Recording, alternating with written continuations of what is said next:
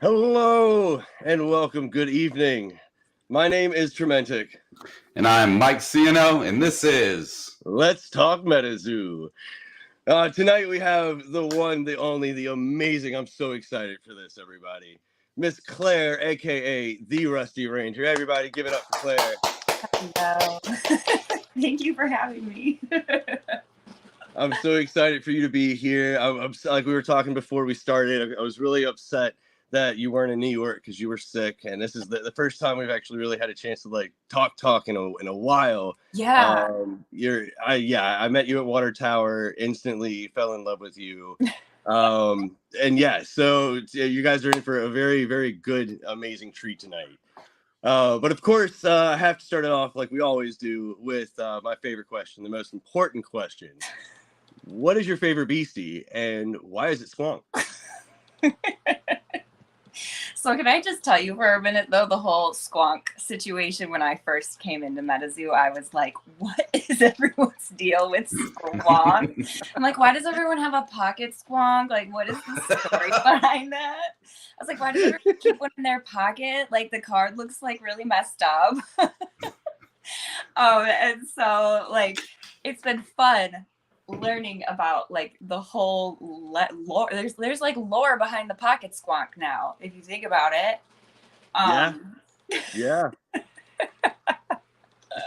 So Squonk is one of my top ones for sure. He's so sad. He's just always crying. What would you say is your favorite beastie? Man, it's a tie. I have a lot of favorite ones, but I would say my top are very local to me, Beast of Bray Road, Dragon of Ocanto Falls. It's the first like hollow I pulled in MetaZoo, and I was like, oh, and I need it. And then, as you already have in our little picture, my little chibi babe. He's so freaking cute. So those are like, but it's hard to pick. It's hard to pick just one. You asked me that, and I was like, I don't know. It's like, you tell me your favorites. Oh, that's easy. Mine's Cumberland Dragon. True. Because of that dang PFP, man. It wasn't at the beginning, but now it is. Like, I got soft place in my heart for that dragon, man. So if you like Dragon of Ocanto, do you like the Octena? Oh yes, they kind of look the same, like different versions. Yeah. One has wings that are huge. I don't know. Yeah, I think they're interesting. Yeah. Because that's my favorite, Dragon of Ocanto, and the Octena, and the Chaos Crystal. By far, those three, those are my I don't know go-tos. if Chaos Crystal counted as a beastie. Well, I guess card. Okay. I could throw that in the card category. I don't know. Ever since I saw Chaos and I didn't even know the gameplay, I just saw it and I'm all like, this has to be something. Like, there's got to be something about this card. So I love that card. I love the Chaos Crystal cards. I'm a little obsessed with them.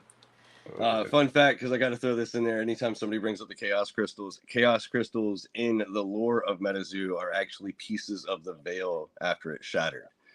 So one of the reasons why they're so powerful. Just throwing that out there real quick, because like I love that little piece of knowledge, and not a lot of people for some reason really know that. I love that. I can't wait until we get more of the lore. I'm telling you. I know you're dying for it. But I was gonna say, do you know who you're talking to? We got a screenshot today, or I got a screenshot of the working titles for the shorts. Mike showed that real quick. He had there was a MetaZoo hour today, and he showed that. Yeah, I took some screenshots. I could fill you in. Fill you in on like there was a lot of really cool stuff. Like he actually showed the titles of the working shorts. So yeah. Oh, I gotta go. See, I've been slacking on Discord because I didn't want any profile picture spoilers till I got mine. Now I missed out. What else was I gotta go get spoilers. Andy actually showed the first I guess picture of War too. I saw that with the legs and the and the like silhouette of soot against the wall of a person's body. So I'm like, things are a little crazy. That I mean, I know that Atomic Blasts actually leave that sort of like shadow on the wall. Yeah. So I'm trying to think of something actually. We're getting sidetracked. I know. See, this is one of the reasons why at Water Tower, she was amazing, because like we could just like talk about the lore just nonstop, and like it was. I got very distracted sometimes. Like, oh god, no. Okay, we have to go get footage. No, we have to cover the Water Tower. I know, it was Ohio was so much fun though. Like, I can't wait until we can all be together again. Like, because I miss it now that it's been a few months, you know. But yeah, conversation just kept going for sure. Well, tell us a little bit about, yourself, like where you're from, kind of what got you into MetaZoo, what got you into TCGs in general. Yeah, where did Chibi Claire? Where did she come from? Well, I am born and raised from Wisconsin. I'm still here. So I've lived other places, but I'm back in Wisconsin now. And I've always loved cryptids and folklore and spooky, creepy stuff. And well, not spooky, creepy stuff. That used to scare me really bad. I shouldn't say that. But I started with collecting Pokemon cards. Like when Pokemon came out, that was, how old was I? I got my first Game Boy Color. Got the purple one, the see-through purple. Still have it. Pokemon Red, Pokemon Yellow. But that kind of got me started into the whole collecting thing, which that was when I first started getting cards and stuff like that. But otherwise, I was just like, this was the time before the internet, you guys, just like little Chibi Claire just played outside, and there's a creek in my parents' backyard, and I'd catch frogs and snakes and stuff, and just be outside all the time. I loved it. But yeah, when Pokemon came out, that was kind of what started it. Watched the cartoons every Saturday with my siblings. And I've realized now, by the way, with Pokemon, I used to pick my favorite Pokemon based on whatever Ash's Pokemon were. So whatever Ash's favorites were hits. But I have my Pokemon binder here because I wanted you guys just to see, I still need cards from it, which is embarrassing. And it's not a first edition, and it's not Shadowless, so don't get excited. But hey, whatever, they're yours. They're yours. Yes, right. I still have my whole OG collection. But yeah, otherwise, I was a quiet, nerdy girl who just liked to be with animals and be outside, and that was baby Claire. That's awesome. Yeah, and then I started getting into MetaZoo. So I heard about it when the Kickstarter dropped, and I remember being I had gotten out of trading cards. I've never gotten into Magic or anything like that, so it was just Pokemon. And when I saw the Kickstarter pop up, I was like, oh, cryptids and stuff. I was like, I really like that. And then I kind of forgot about it, and then it popped back up on my radar. What year is it right now? 2023? Is it 2023? It popped up a couple years ago. So I kind of sat and watched for a while before I decided to buy any products. And then I was in Walmart one day, got the Walmart hanger, got my Dragon of Ocanto Falls card. That holo did it for me. And I was like, this is so exciting and so fun. And that's how I started doing that. And then I was quiet. I just watched the community for almost a year before I started making any content or really trying to interact much, because I like to make sure I know what I'm getting into. So that's a rough history, jumped around a whole lot. Okay.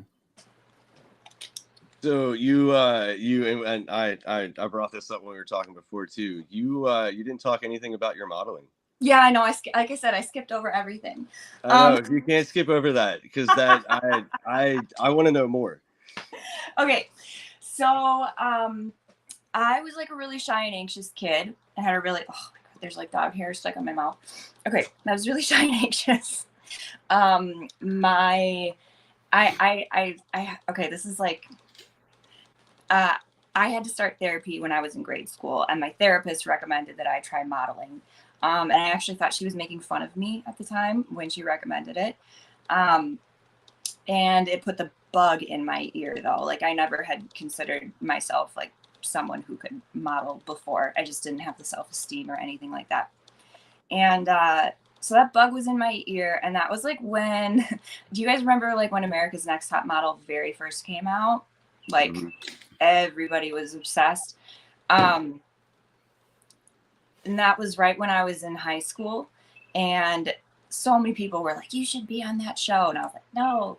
But I still was going to, I started going to some open calls just to see, because it like got so stuck in my head. I was like, if I don't try this, I don't want to be like 90 years old and just be like, what would have happened if I would have tried this? So anyway, one weekend I was on the streets of Chicago. I was there with my family. We were waiting at a stoplight. We were walking to go see Blue Man Group. And some lady she just like kept looking. I was like, what are you looking at me for? And she came over and she scouted me. She gave me her card. And I still was nervous. I still was everything. And I just decided, okay, like I'll go meet with them. They offered me a contract. I was like, okay. And then I started doing a lot of runway work in Chicago. There were a lot of runway shows. So some of the first some of the first designers I walked for were like Zach Posen and Carolina Herrera. Like it was decent names, where I felt pretty cool. Pretty cool. Yeah. And so I was going back and forth between Milwaukee and Chicago. And once I started college, it was too difficult for me to juggle all of that at once. So once I got to it was the summer between sophomore and junior year of college that I decided to put modeling on a hold so I could finish my degree. And then, listen, you guys are going to find out a little bit of information about me, okay? Because it just fits with the whole story. I can't not add these details in. While I was in college, I met my now ex-husband, but once I graduated, I started working in dog daycare. Then we started a business together,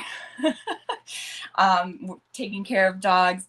And then I started modeling again, just kind of for fun, part-time. And that kind of relit a whole thing in my butt where I was like, oh, I really didn't do enough with this. So that kind of started my second bout into it, which was when I lived in Turkey for a while and I kind of was traveling around the United States. And so then I did all that. Then I also got divorced.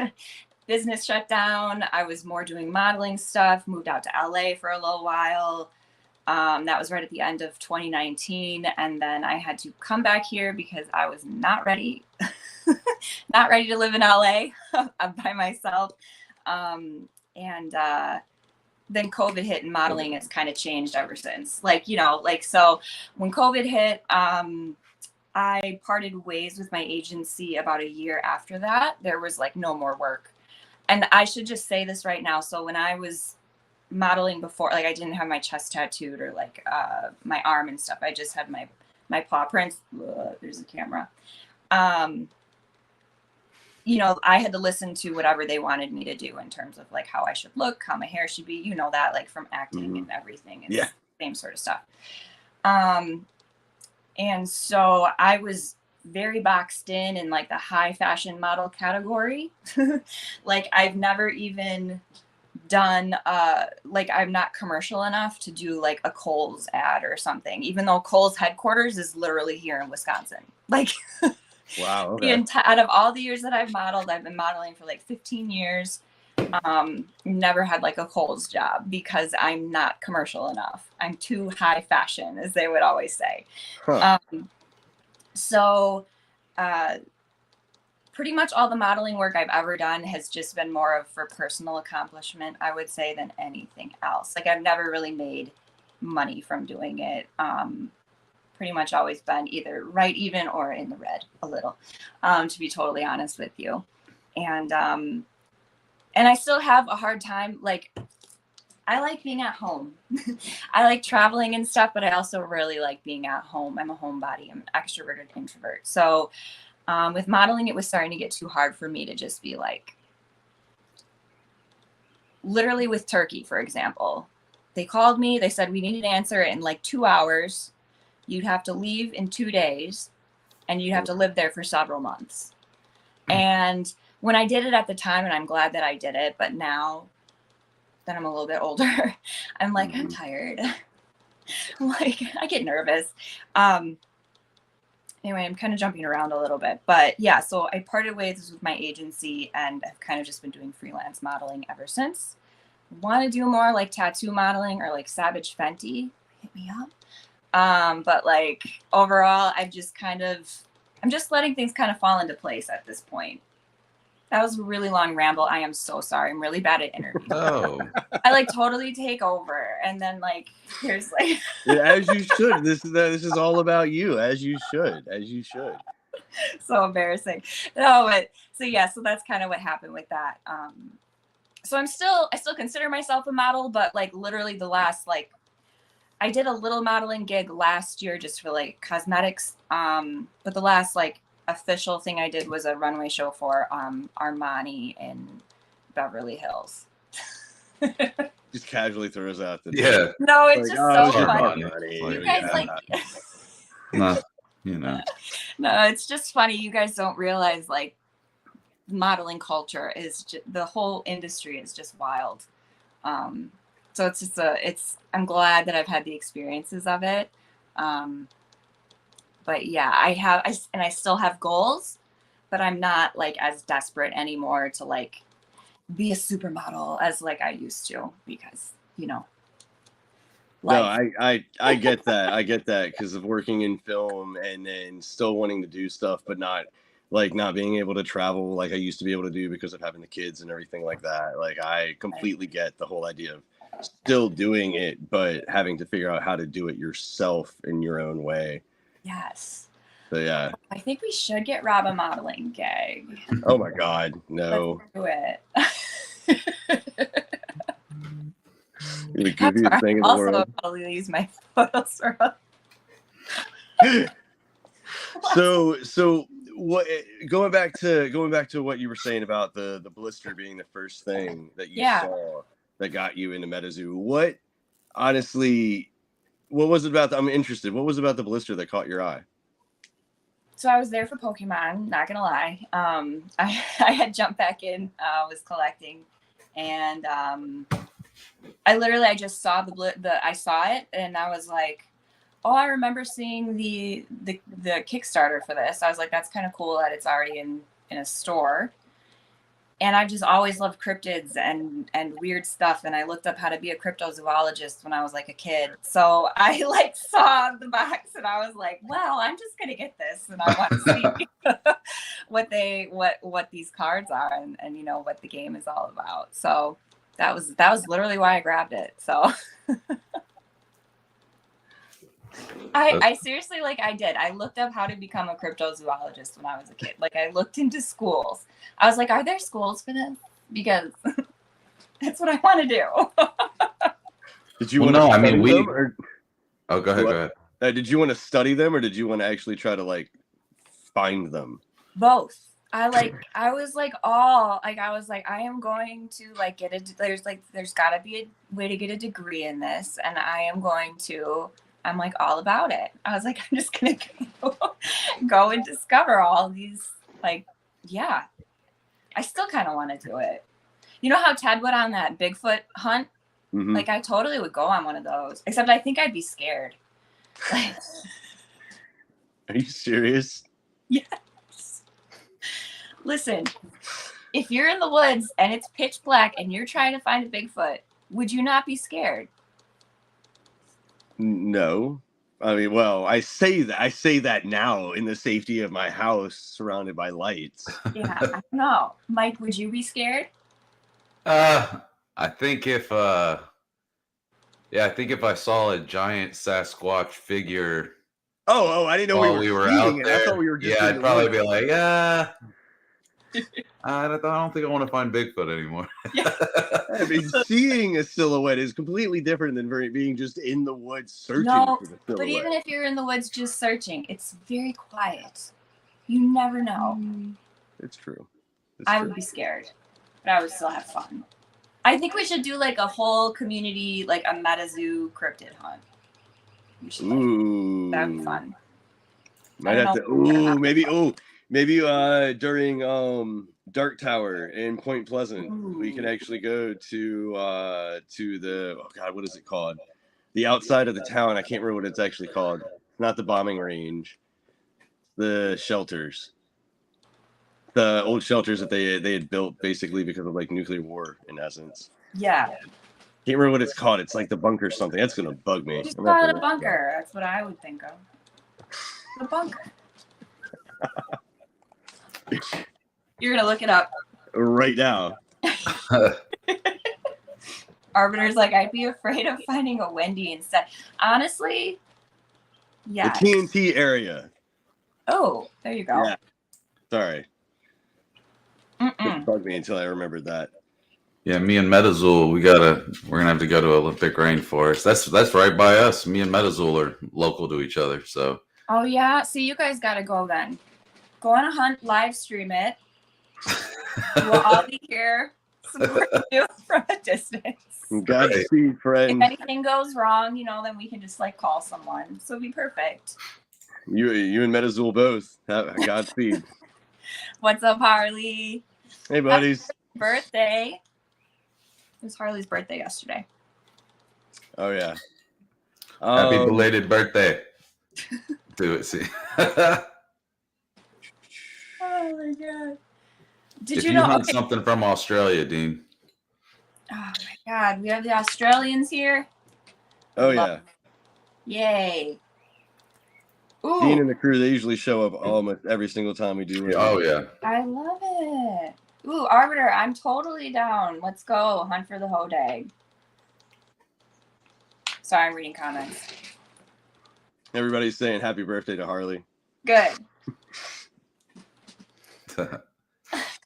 Let me see. So, what is a crazy MetaZoo card that you have in your collection? We're gonna kind of bounce around, I think, right now. Oh yeah, sorry. Well, you guys kind of like already know probably like one of the craziest ones. I had a really, really exciting reaction to pulling it. Like totally tops like what the top YouTube creators like do. So craziest cards in my collection are, and you already know I'm going to show you this one because I show it off like every single time I get a chance to. I know. My Kickstarter Chaos Crystal signed by Mike. Yeah, okay, there we go. You guys have seen it. And then of course we'll pull them out.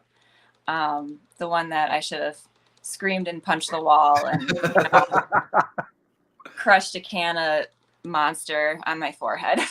It was just how nonchalant you were when you were like, oh, this is cool. This is a different color. I haven't seen this color. Yeah. It was the most seamless, like it was because like anybody else would have lost their mind, broke the audio on their mic or something, and you were just so pleasant as you pulled it. And you're like looking at just anybody go watch the clip on Instagram. It's amazing. Oh my god, it's so funny. Like, so that was the second blaster I had ever opened, and I had no idea what like Topps Chrome was. So and for some reason too, I will just say like in my lighting when I was opening this, I thought the border was dark blue, not like I would have known like if that was anything. Like the border could have been rainbow colored and worth $1 million and I wouldn't have known. So yeah, I just like it's like when people pull like a sports card and they have no idea what they just pulled. So I have the most nonchalant reaction to pulling a 2 of 5 Frogman. That's a 2 of 5. Yeah, I think I'm gonna get this graded. I don't know how to do any of that, but talk to that man. Oh, I did the point right. Oh, look at that. I'm so proud of myself. I never do it right. So I think those are like my top like ones in my collection. But I'm also really liking the ones that I'm getting from people that are like, they're little business cards and stuff. I think they're so cool. Like, I have this whole page now in my binder that's just like other creators or people in the community that I like that too. So, but I think those are my top 2 favorite cards for right now. You show that Chaos Crystal every single video, don't you? I do. Well, it's on a stand on my desk. Nonchalantly, like. Oh yeah. Don't go like. I just like, I should put it on a necklace. Like, was it Logan or Jake? You know, who did the Logan Paul. Yeah. I can just be like, yo, bro. I'll be like. So no, it's actually, so I had this on a stand on my desk, and it would always fall over when I was recording, but maybe no. Those are my favorites though. Let's see. I don't have like a Mothman. Like I still don't have like I still don't have a first edition Mothman. Still don't have like a Kickstarter. Like I still have so much to do like with my collection. It's not even funny. Like I can't even think about it sometimes because I'm really far behind. So I still have to get like a lot of first edition Cryptid Nation and like, yeah. Oh my God. Do you either of you have a Kickstarter Mothman or anything? Yes, I have the reverse that I actually won on TCG Island, and I got her to sign it after it got graded.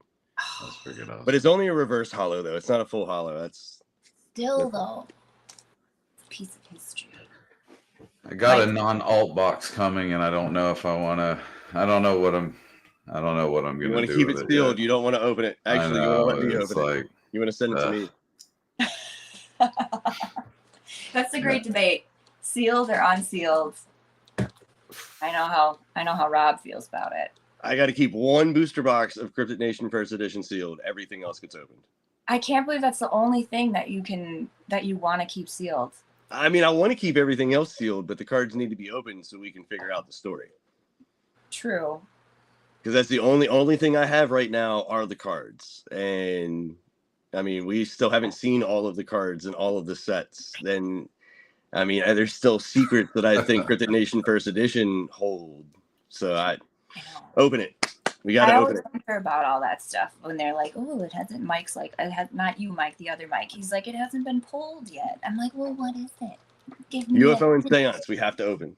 Yes, actually, and you already know I have a lot that I need to open. It's true. She does. I didn't mean to like accidentally hoard so much, but it just happened. She's like, oh, and just this random tub of full stuff. And then, oh, look, let's lift up this blanket. Oh, here's another 2 tubs of what's this stuff? Oh, this is super old stuff. This is kind of cool.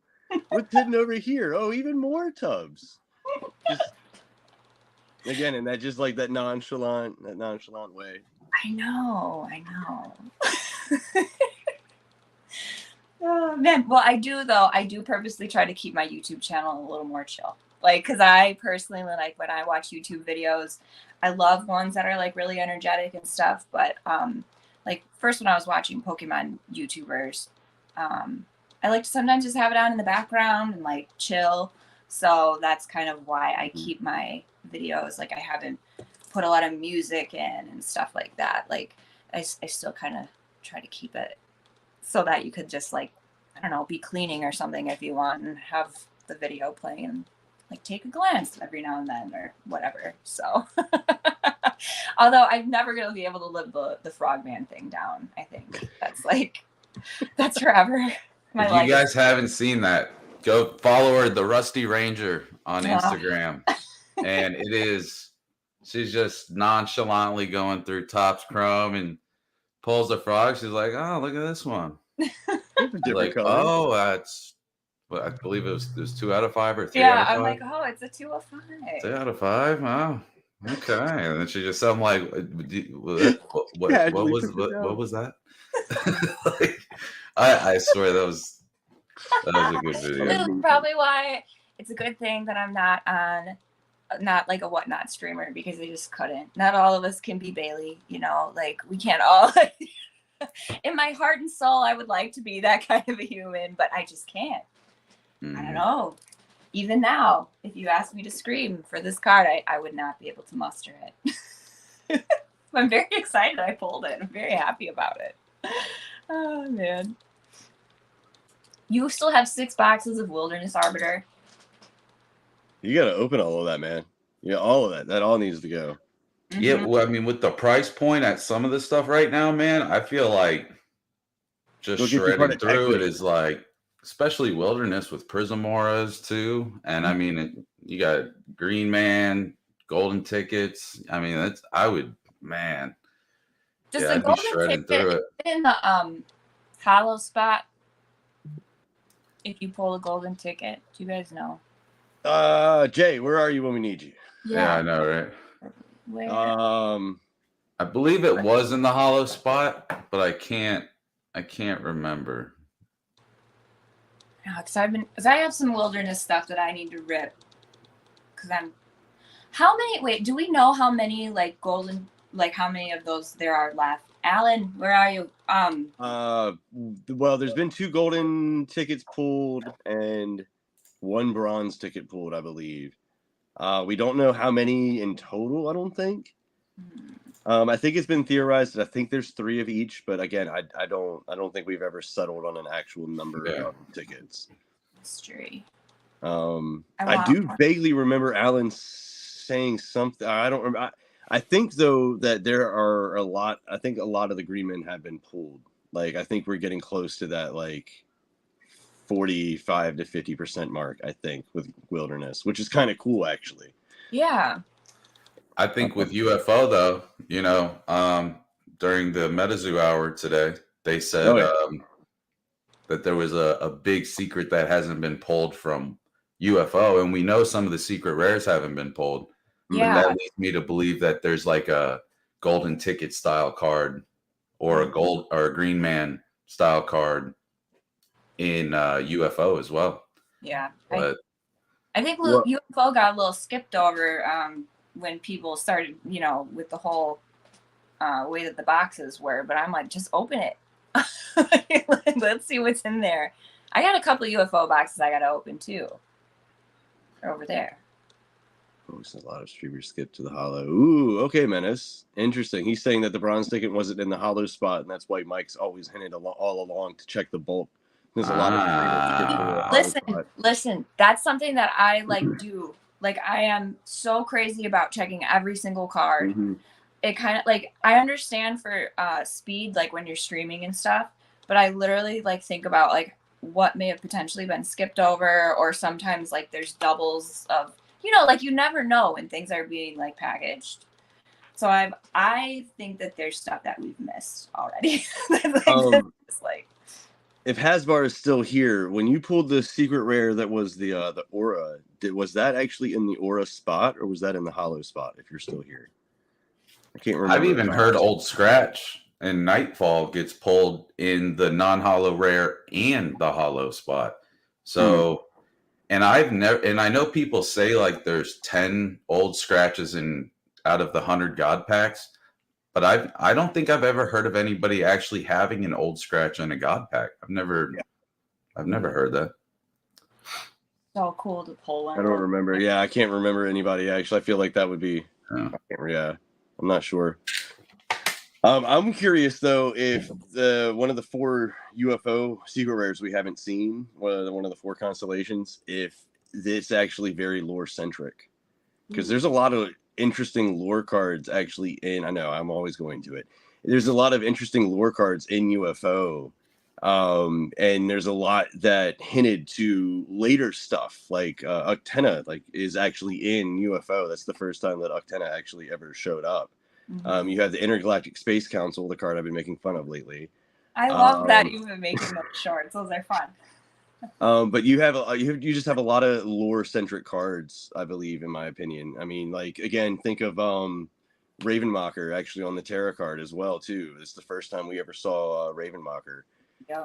So I'm interested. I do think you're right, though. I do think there is some sort of other either redeemable or secret rare that's outside of the 120 cards that were sent to space. Absolutely. I don't know what though, because I don't know what would actually honestly trump that. Right.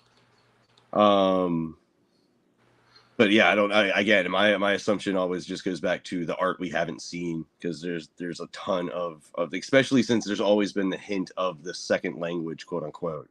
Yeah. What's up with that? I know. I think I made some headway today. I'm not going to go in depth into it. Yeah. I'm working on a theory, but I think I've made some headway into that after he actually said some stuff today. So. Oh, sick. See, now tonight I'm gonna be like looking this up until 5 a.m. Like, what if it's like an infinite power card, but instead of the jewel that's on there, it's the full zodiac with all the constellations, but it's that style hollow. Like, that would be kind of. Don't do that to me, then I'm gonna need that. Yeah, it's something else that's overlooked a lot, because it is, I believe, a common card actually, and it's one of the most crucial cards in UFO. I think is Element 115. Yeah, because it even says that they use it in order to actually power their ships. I mean, it's again, I don't know. Yeah. I know. Well, my brain is all like I'm like, oh, Bob Lazar. Sorry, I'm like, I just go on for days. I got really excited when I pulled Element 115 though, because I was like, I know what that is. I've heard of it. It's real. So kind of going off of what you were just talking about content creation, what made you want to actually start creating MetaZoo content, and how did you, I guess, figure out the way that the approach that you were going to make to making content, to covering MetaZoo? Why did I start making content? So no, I think I was kind of like, I didn't have as much going on, and I was watching other YouTubers, and I was like, oh, that's kind of cool. I was like, I like buying cards, talking about them, opening them. So I was like, not a lot of people are making MetaZoo content though. The market's very oversaturated. MetaZoo is the new little baby. And I ended up where I kind of accumulated a lot of product. And then, okay, I don't know if this makes sense. I might be jumping around. I had bought Elite Trainer box, a Pokemon Elite Trainer box from the store. I pulled a shiny Charizard, and I wasn't recording. And I got really mad that I wasn't recording that, because I was like, oh, that's like a really rare one. And I just kind of grabbed the box. Like, I wasn't going to get it. I did a whole lap around the store. And then, like, I came back and I was like, you don't need that. And then I was like, I'm going to get it anyway. So I grabbed it. And then when I decided that, I really enjoyed the MetaZoo community. I was more in the Pokemon community on Twitter and stuff, but I just started to really enjoy the MetaZoo community. And I was like, I am going to start opening this stuff, but I have a rule, and the only way that I can open it is if I do it on camera. And so then I was like, well, I might as well figure out how to edit these videos together and make them for YouTube. I was already kind of doing little stuff already with modeling, like trying to do a podcast and blah, blah, blah. So I already kind of was used to recording videos and like having some sort of like a on-screen presence, or just being myself, like a weirdo. So then I just kind of put it all together. I was like, there isn't really a MetaZoo YouTube channel that's just sort of like chill, that's just sort of ripping and showing the product. Like, at the time, there weren't as many channels out where people were just opening stuff. And for me, when I was like looking for stuff to buy, I kind of wanted to see what it looked like first. So that was one of the reasons why I started like doing a lot of that stuff. And it's just kind of gone from there now at this point. Like, and now, good thing I pulled that. I had the camera on for the Loveland, even though I didn't scream. But it's just turned into so much more than I thought it would be. Like, it was just kind of like a way for me to kind of have a hobby. I'm like, oh, if I do this on the side, or that I become, a content creator with this, or make a little business out of it. I didn't know. But yeah, I just was like, let's just see what happens. Now here I am talking to you too. So. How long have you been officially creating MetaZoo content? I'll probably be coming up on a year in July about, I want to say. So I didn't really start heavy uploading though until like fall of last year and stuff, you know, like so it'll be about a year though in a couple of months. Yeah. So it's been fun. I enjoy it. I like coming up with videos and sharing the product with people. Like I think it's fun. I just want more people to get into it too. Like I'm like, come on, you guys will love it. So that's kind of, yeah, it's pretty much. Sometimes I just want to sit in my bed and like rip all the stuff that I have, like, because you already know, but I can't. So I'm right there with you. Trust yeah, me. you know, That's like freaking. Yeah. Yeah, you have so much stuff, and you're like, oh, I just want to sit one night and not think and rip all of this. But I'm like, but it's content, so. Exactly. So I had to stare at a Topps box for a week because I was like, no, I cannot rip that until Wednesday when I have off. I see. I still haven't ripped my native booster, but I've only ripped a release event deck from native. That's it. I still have to rip. I have a booster box that's waiting, and that's all the native I have actually. But I haven't hardly ripped any native yet, and I'm dying to. It's gonna be so much fun. We just got ours today, so I'm stoked. I can't wait. Oh, good. Ah, so cool. I love the cards. Are you are you like do you follow any of the SCP stuff? I had never heard about it until MetaZoo started like doing the hints about it last year in Discord, and now I've looked it up and I'm like, why did I not know about this? Because this is the coolest concept, and I have a degree in writing too, so for me I'm like, oh, this is exciting. So I don't know a ton about it, but I really want to learn more because it just seems right up my alley, like everything that I like. I'd never heard of it either, and then all of a sudden heard about a game people. Well, no, I heard it from MetaZoo first. Yeah. And then 2 days later, it was within the same week. Then I hear there's an SCP video game that everybody's playing on their phones, and I was like, There "Oh, is. so SCP is like an actual big thing." Like I didn't know, I had no clue what it was either. And yeah, and then when they were hinting at it, and then they released that it was actually going to be a set, I was like, that's probably going to be pretty freaking popular, man. So SCP is going to be huge. Yeah. Like it's going to bring so many new people into the community that it's going to be ridiculous. Wait, what is this game though on your phone? Like, what is it? I don't even know. I don't even have it. I'd have to look that up. Does anybody in the comments know what game I'm talking about? That sounds cool.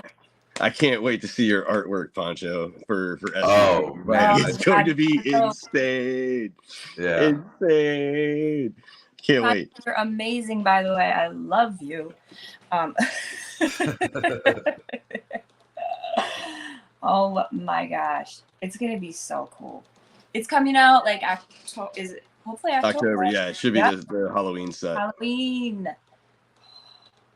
That just got me really excited too, because I kind of forgot about that a little bit. I've been thinking about War.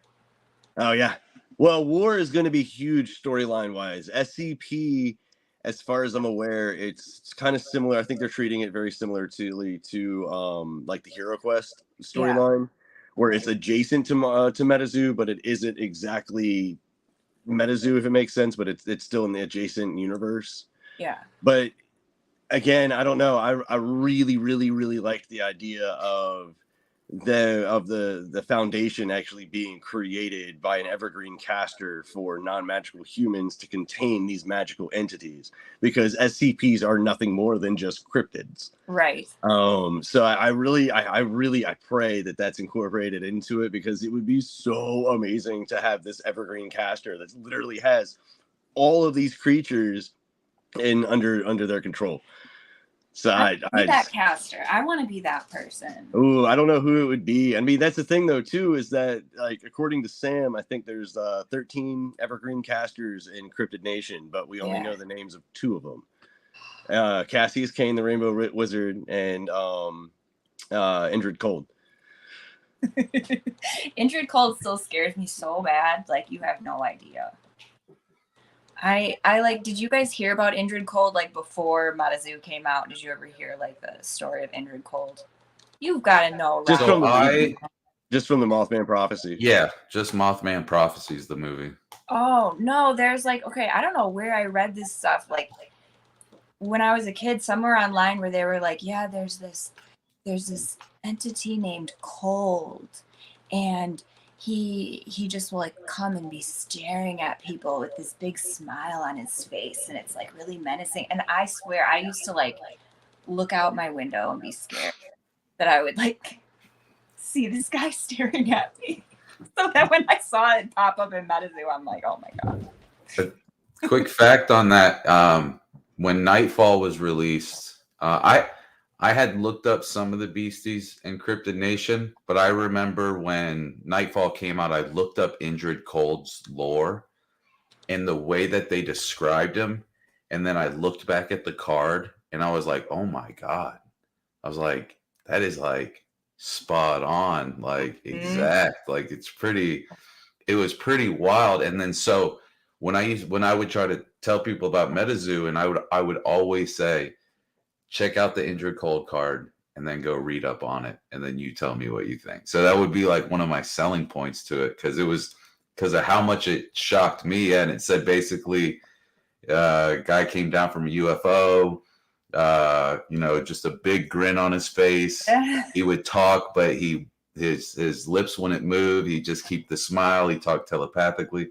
And so it's like, and then you see that in the card, you see the light above him, and then you see the smile, and it's like, oh wow, like yeah, it's like he creeps me out. Super creeps me out.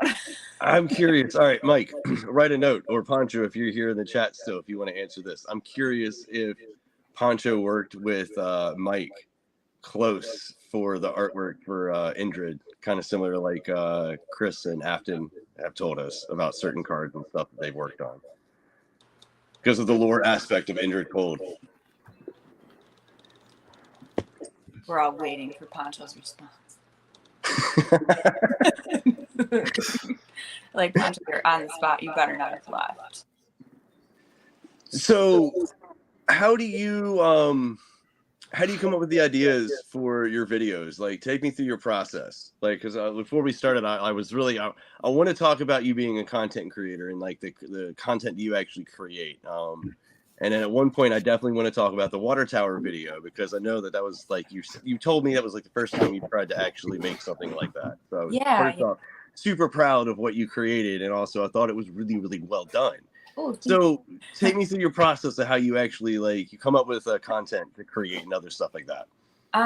So content that I create, usually I have a product that I need to open, and that's usually like why I'm going to be recording. I was sometimes like I'll insert like little updates and stuff like that I hear over Discord, but like I said, I've been kind of a little off of Discord for a little bit. So I have to catch up. But usually I have, oh my God, sorry, I can't sit like straight. I have like product that I need to open that I want to show people. And so then I have everything set up here, and then I just kind of wing it every time. There's not really ever like a plan other than just to open stuff, and then whatever I think of while I'm doing it, I just kind of say it. It might get me into trouble sometimes, but usually it works out in my favor.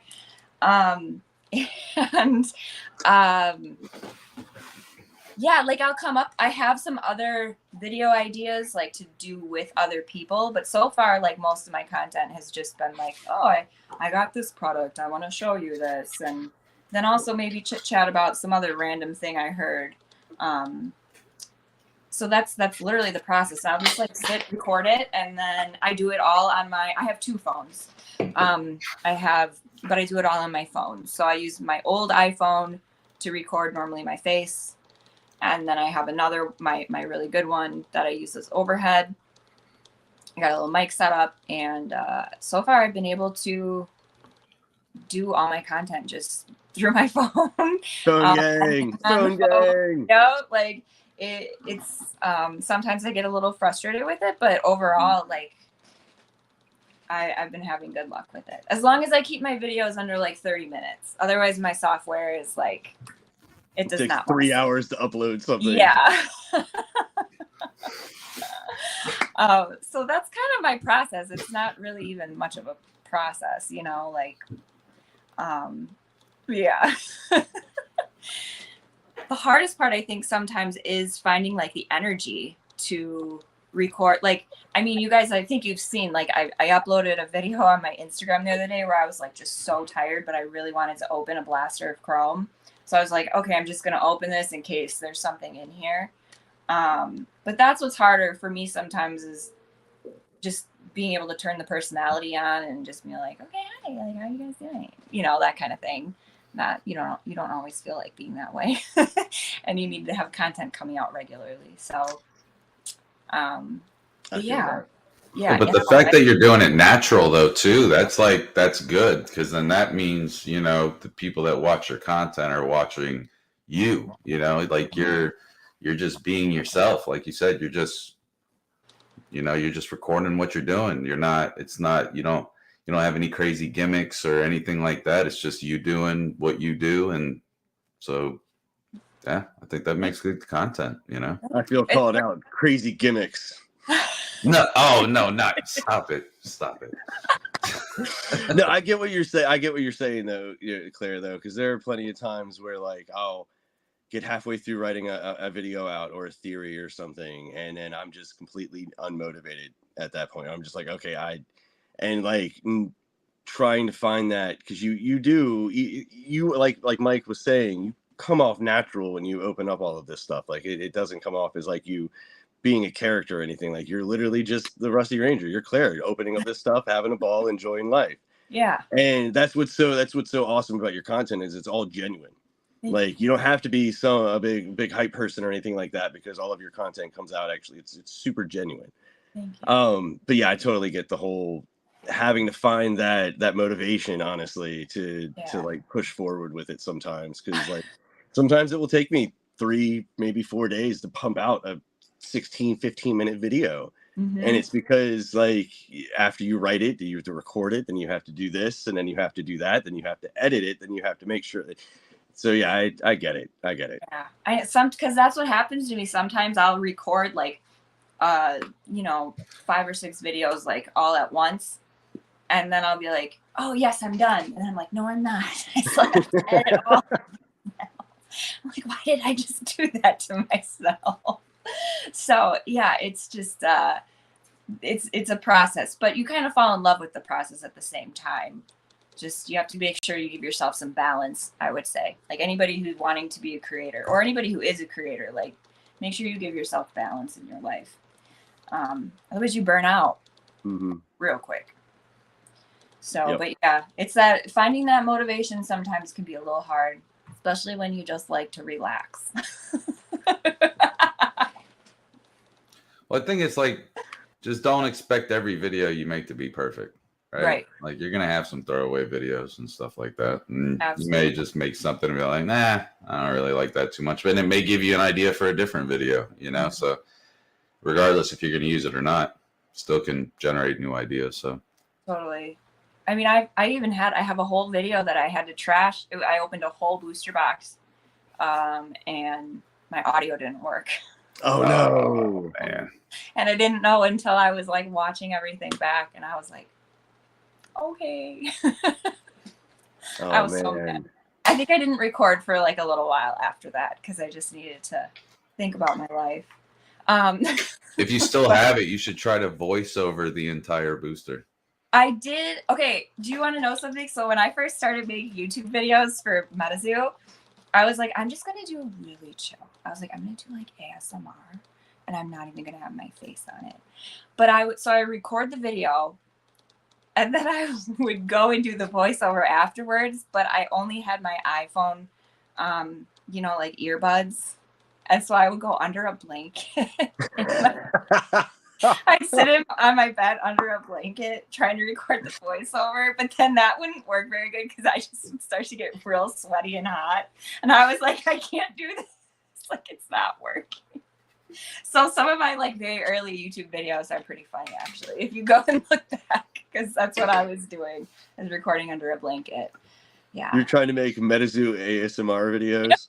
Well, it was just going to be, you know, like real chill card opening. You know, I was like, I know everything's usually geared towards kids, but I was like, this is going to be, you know, not the whole ASMR people put like plastic wrap on their microphone and they're like, you know, you're on TikTok and you're like, what am I looking at? What did I just come across? Someone is rubbing a weird bouncy ball on this microphone. And I don't understand. So, my wife loves ASMR. I'm gonna have to tell her to She does. go check out your early stuff. Tell her it's not very good though. Do not make Chelsea get too excited about it, because it's not true ASMR, okay? Oh man, it's great. All right. So tell me a little bit about the process then of the water tower video, because it was so different from the other type of content that you normally create. Okay, so the water tower video ended up being more of like kind of vloggy, I guess. And well, I didn't know what.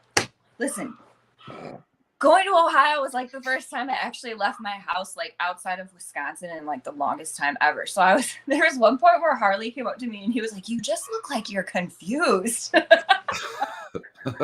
was like, I am. I'm very overwhelmed. So I went into it not knowing how I was going to cover it or anything like that. And I had been watching all of the live streams prior, like on Twitch and stuff, when they were doing all the others. So I like had been watching Emilio and Logan. It was really fun to see them in person. I was like, oh, here they are. They're real.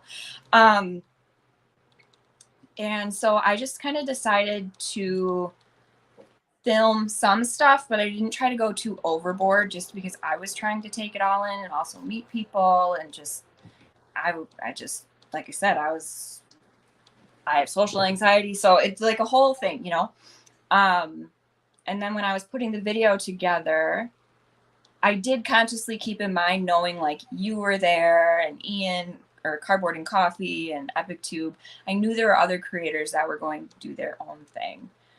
So I decided when I was putting it together, I was like, it's like kind of like a quick little montage thing at the beginning of my video. I didn't really plan on that necessarily at first. It just sort of came together that way. Mm-hmm. And then the rest of the video just more so ended up being me talking about my experience, which I didn't mean for it to be as long as it ended up being. But yeah, I just wanted people to kind of get a feel of what it was like if you've never been before, and what to maybe expect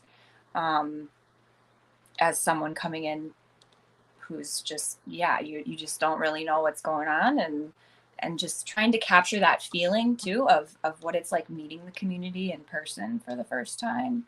Because it was magical. Like, I know it's so cheesy, but it's like it was such a fun time. Like, I had such a good time out there, and I just feel like the people in MetaZoo, the community, is like what really makes this special. Aside from the fact that I think that the lore and everything else is so sick, like the community, and that was what I really wanted to try to capture in the Ohio video.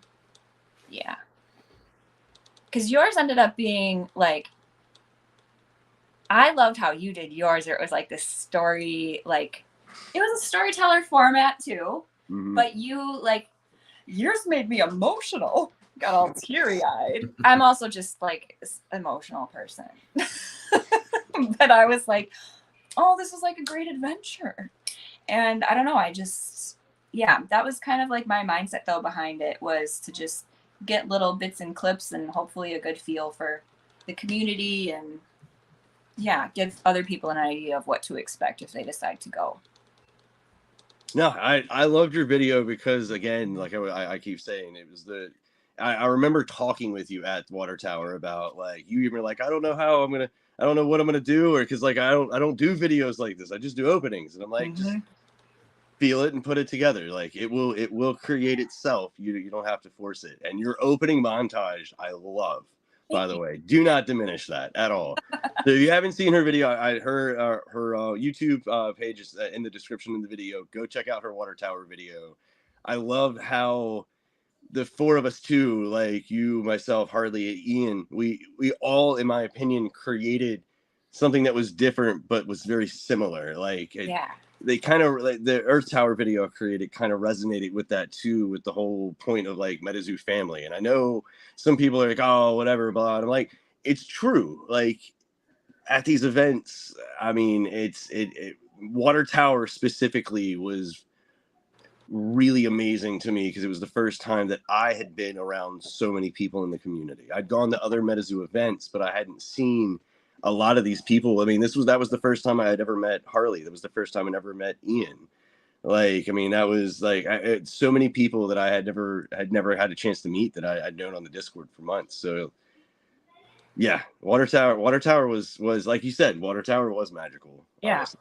It was so special. I just like and yeah, I just that's why that's the thing that I think all of us are trying to share, like, you know, between the four that you just like listed, like, we're all showing different versions of it, but still kind of a little bit the same. I don't know, like, it's just, I don't know, it just makes me happy. Yeah, it's like the best way to put it.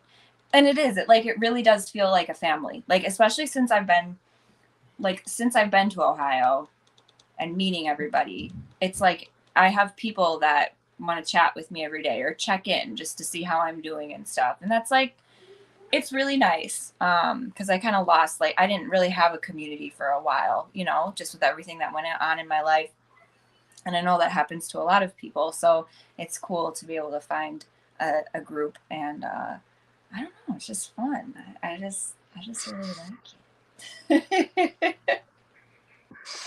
I was really bummed though when you couldn't come to New York. Oh my God, I'm not gonna lie, I cried. Oh, I know. I was so upset. I had the hotel booked. I had everything ready to go. My mom got COVID, and then I tested positive for it, and so I wanted to just be careful. I didn't want to get anybody else sick. Luckily, it wasn't like too bad, but it still was. I just was like, I couldn't justify going because of that, but I would have loved to have been there. It looked so, it just would have been a nice, I want to go to like every tower if I can. Like, it'd be so, I know you want to do that too, Rob.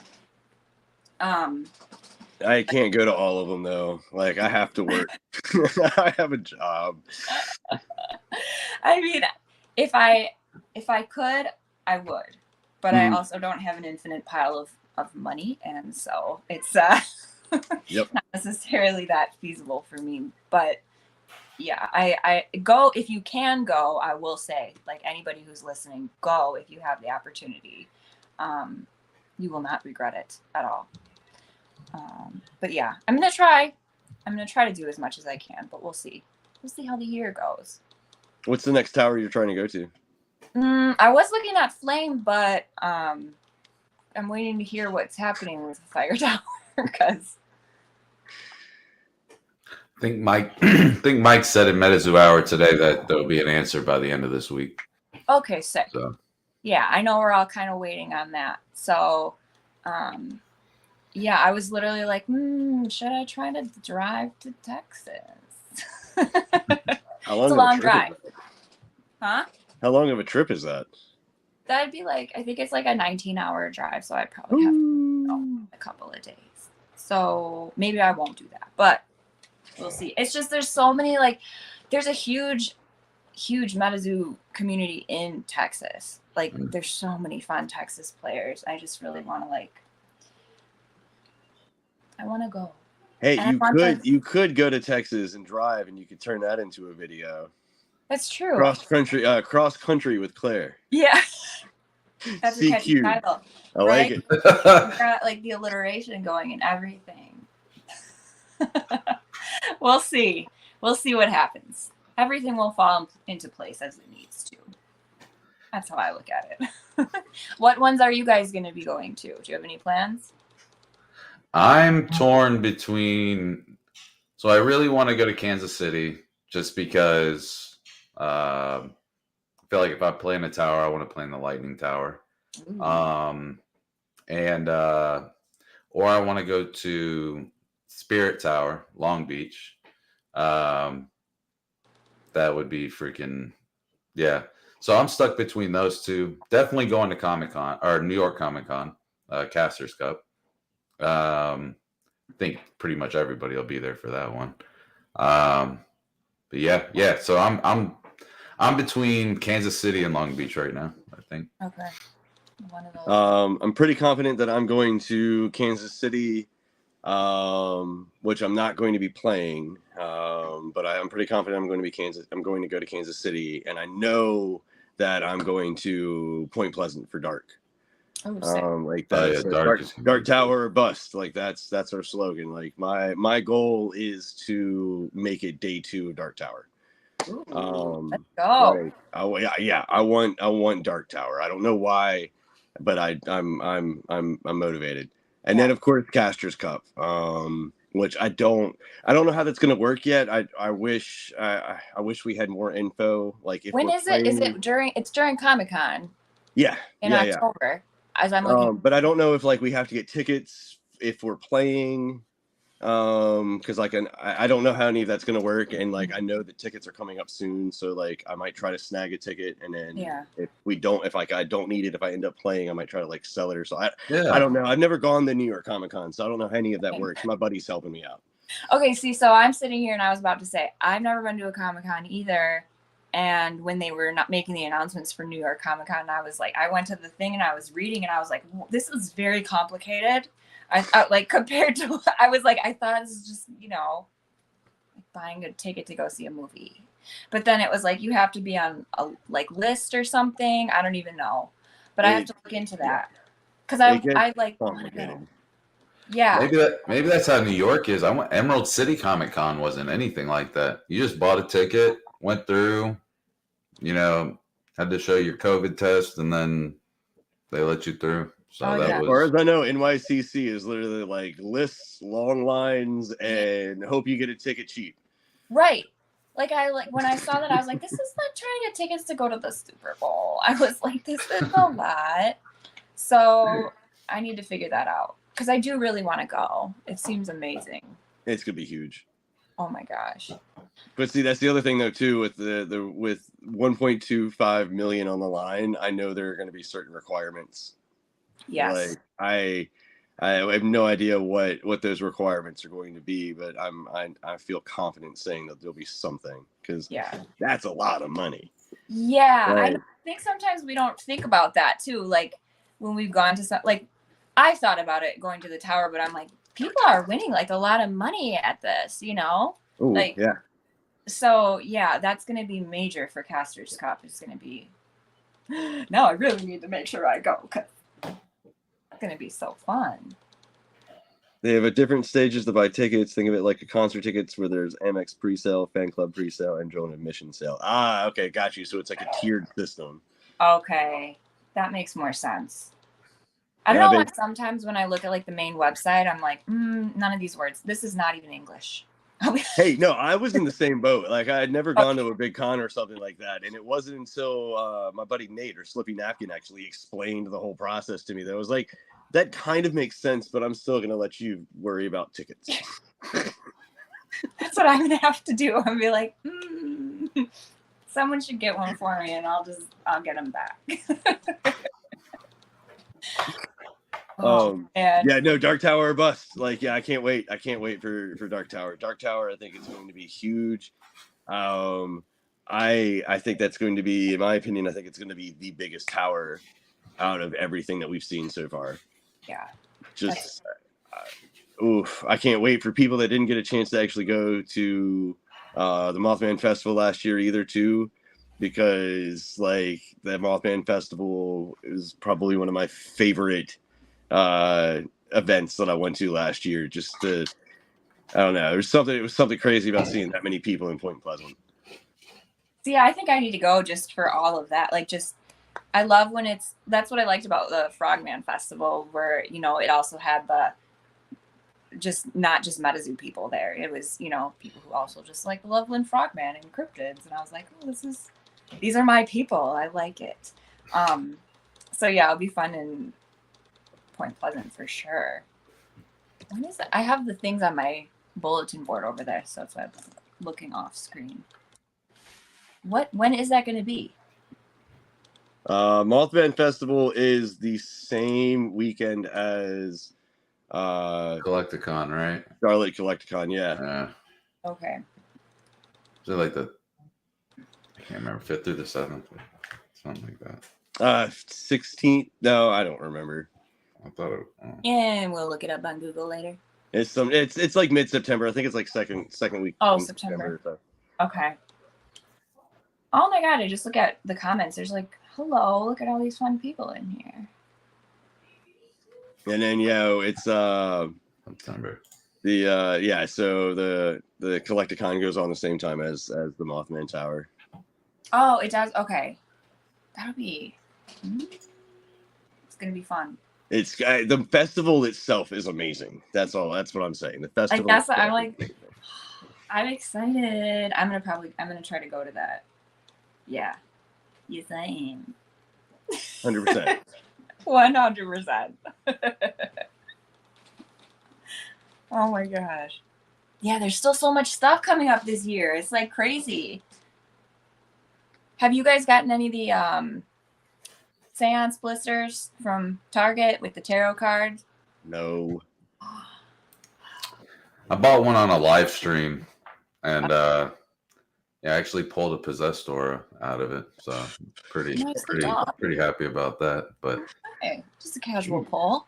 Yeah, I know, right? But I've noticed that in the seance blisters, those actually have a pretty good ratio of hateful eights in them, man. Like they're you see, I've seen a bunch of chains of old scratch. I've seen cursed contracts. I've seen them all, and that's my second possessed aura from Target already, because I knew somebody that pulled one, and he was like, "Look what I just pulled." I was like, "Let me buy that from you," and he sold it to me right away. And then I opened a blister on someone's live stream, and they pulled me one. So I think now I'm gonna start collecting them. Yeah, right there, Demon Fergus said they're cracked. Yeah, I'm telling you, I want to find some. I think you have really good odds at pulling hateful eights out of the seance blisters. That's for sure. I want a full hollow set of all of the tarot cards. Yeah, that's except 78 total, I believe. 72? Yeah. 72 or 78, I can't remember. It's a lot. Yeah. Additionally, like I was like, how am I going to display? Like there's no binder for tarot card size, are there? Because it's like index cards. No, but they do actually make sleeves that fit them. I have the sleeves. Okay. But I want them all to be in one of these, flip through, look at all the shiny, shiny, shiny at once. You can get a big custom frame. That's true. Do the whole thing on the wall. You got to use them for readings. What are you talking about? Oh, yeah, true. Yeah. Can you imagine actually doing a reading with an all hollow MetaZoo tarot set? That would be really hard to do. Actually, no, it wouldn't. That would be fun. Let's do it. I love that. Didn't have to take long to convince you at all. I do know, I have done tarot card. I have different tarot cards where I've done readings for myself. So maybe I should get the flex. Deadly Ice Awoken said, "What's the surprise for getting them all that Andy was talking about?" I don't think I heard. I didn't know I heard anything about this. I don't think I heard anything about that. I saw Andy say that in chat. He said there's a surprise for someone who does the first person who does the full hollow set of all the tarot cards. Hey Rob, it's the Ring of Solomon, dude. It better not be. I'd be so mad. Oh, he's so salty. Especially since I can't find any down here. Oh, I'd be so. Oh man. Super Galactic said they make 3-ring binders for the tarot size. You've changed my okay. life. Except I don't like I'm such a snob. I don't like 3-ring binders for my card collection. I'm really sorry. I kept my Pokemon one though in a 3-ring binder for a really long time, you know. So, but I would do that for. Wait, no, Hasbar just said, yeah. Andy said the first to get a full set. He has something special. I like. It better not be that ring. I don't know what it would be. It better not be that ring. And also, did they say anything in chat today about like watch it be the ring? Too. They'll just be like, but I'm done. Don't put that juju out there, Ricky Bobby. Don't you do it. Don't you do it. All right. We're gonna take that energy.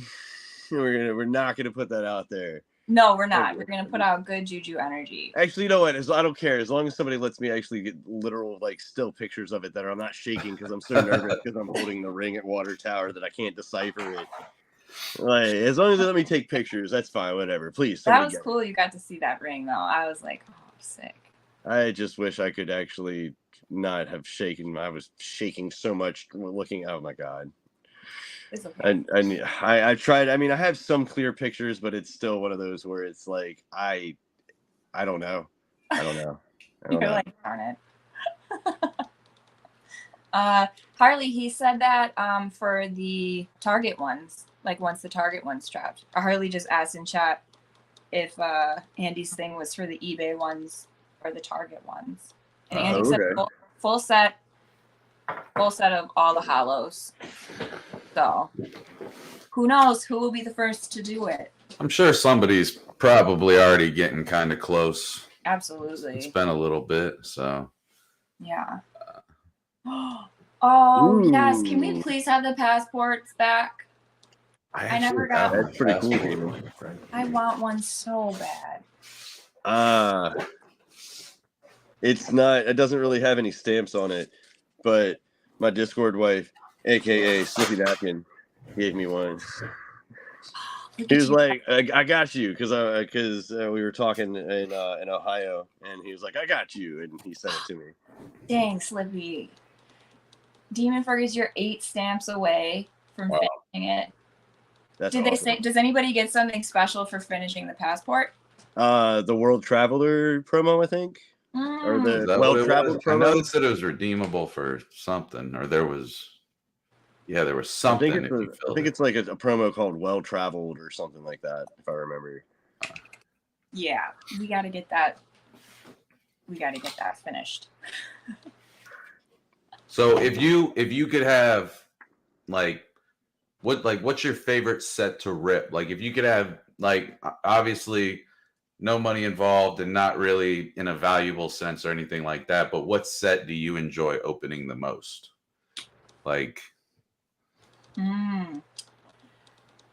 See, that's kind of tough to answer because I'm finding with each new set that comes out, I'll be like, there's always constant improvements and everything. So each time I'm like, wow, this is better than the last one I opened. But I think the one that's always going to have a special little spot in my heart is UFO, because that was the one that I was here for. And I loved that, they have the little holofoil that went into space. Mm-hmm. I'm like, oh, this is so cool. This is in outer space. I love the secret rares in there, and that, the ones that did get to go to space. I don't know how many times I can say go to space, but yeah, UFO is always, I think, going to have a little special place in my heart because of that. It just is, it's a fun set to open. I love the holo on that. And I really like aliens and stuff. So the whole concept of it, I was like, this is perfect. But I mean, I've never gotten, not a lot of us have, I still really want to rip a Kickstarter box so bad. And I haven't ripped a Cryptid Nation 1 box either. So I still have stuff that I need to even experience for the first time. Yeah, you'll notice a significant difference in the pack, the way it feels and the way it rips. It's totally. I've managed to get like a couple of packs. Like some people sent me a few, and I love like I think I have like it's in my sealed collection box. I have like ones. I have a sealed. Do I have a sealed Kickstarter pack? I've been able to feel at least those where you can just see the difference. I think it's so crazy, like just how much it's like improved. I don't know. It's just and like just being able to rip open the packs and how much easier they rip open like later on. And I don't know. It's fun to see the see it all grow and change. Have you guys opened I know Rob, you opened the gala or not the gala 30th anniversary cards. Those were cool. Oh yeah. Shiny. Mike, did you open those too? No, I just I actually have some. I usually, I got some and I put them on my website and they sold out real fast, but I always support other streamers and I've got a lot of buddies that stream and I'll support other partners and things like that here and there. And so I do have some 30th, but I did not rip them myself. No. Okay. Yeah. That was fun to rip those ones because those cards are like, they're kind of glossy. Yeah. Yeah. They got like that gloss on them. But yeah, UFO, what do you guys like ripping the most? What's your favorite set? Turning the interview on you.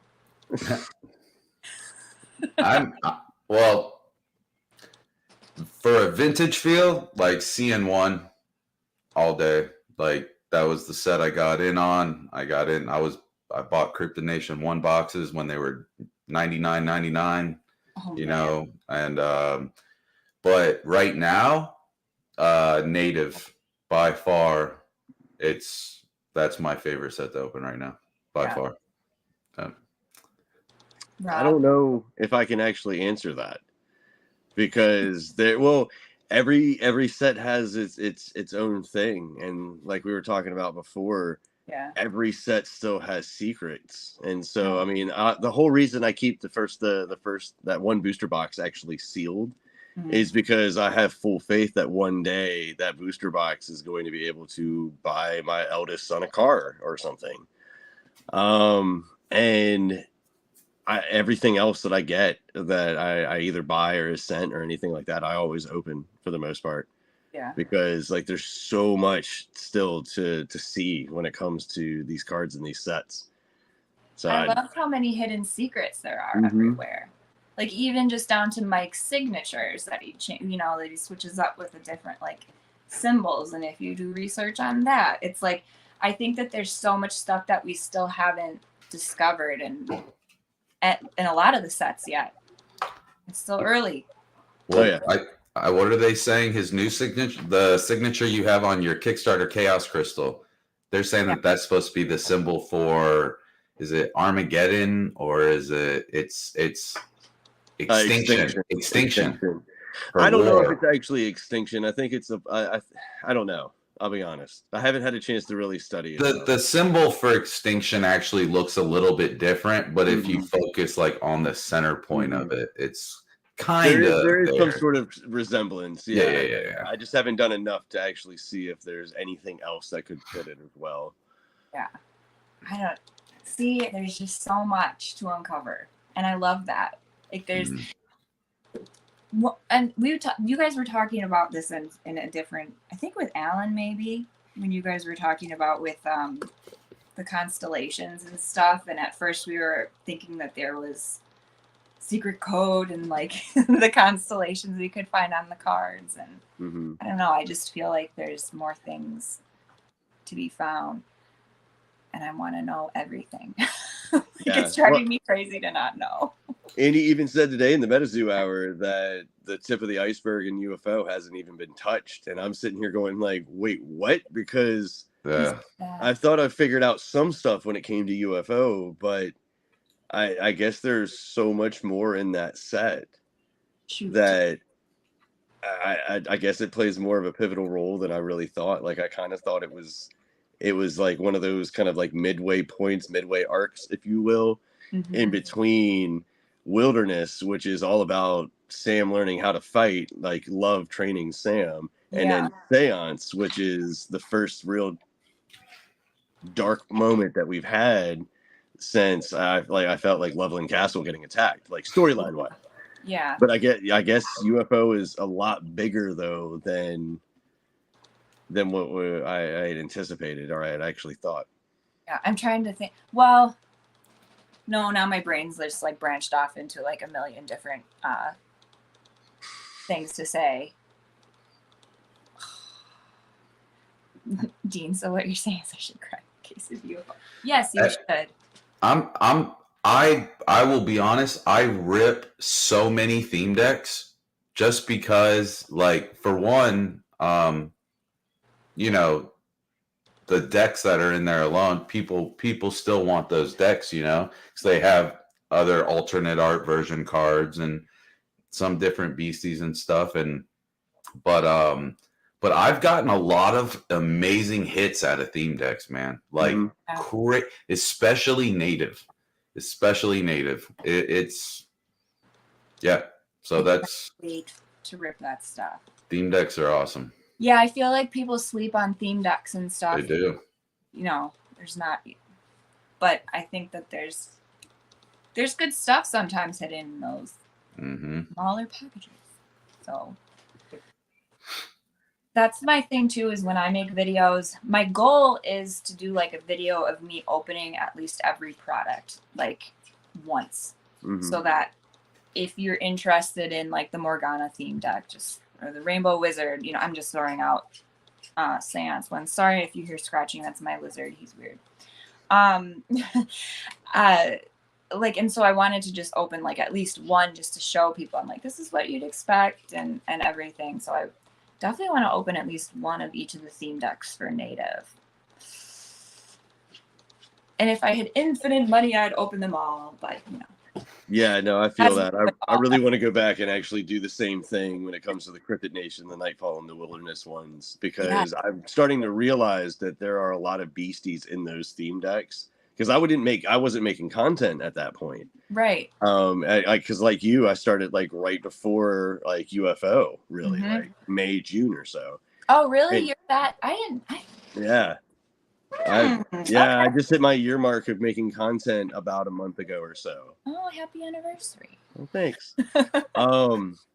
And so like, I want to go back through like the release event decks and like the theme decks and stuff like that, because I bet there are clues to the story. There are beasties that I've probably never seen, because I wasn't able to actually get those theme decks. I wasn't able to actually get the release event decks. It actually started becoming very accessible to get product around the time of UFO. Yeah. And like even with UFO though, like I still probably have never gotten all of the UFO theme decks. So like there's just like you'd say, you asked what my favorite set was, and it's like I don't know, I can't answer that. Yeah, no, it's like a trick question. Yeah, because it's like there's something really cool about each one, like that that just makes it.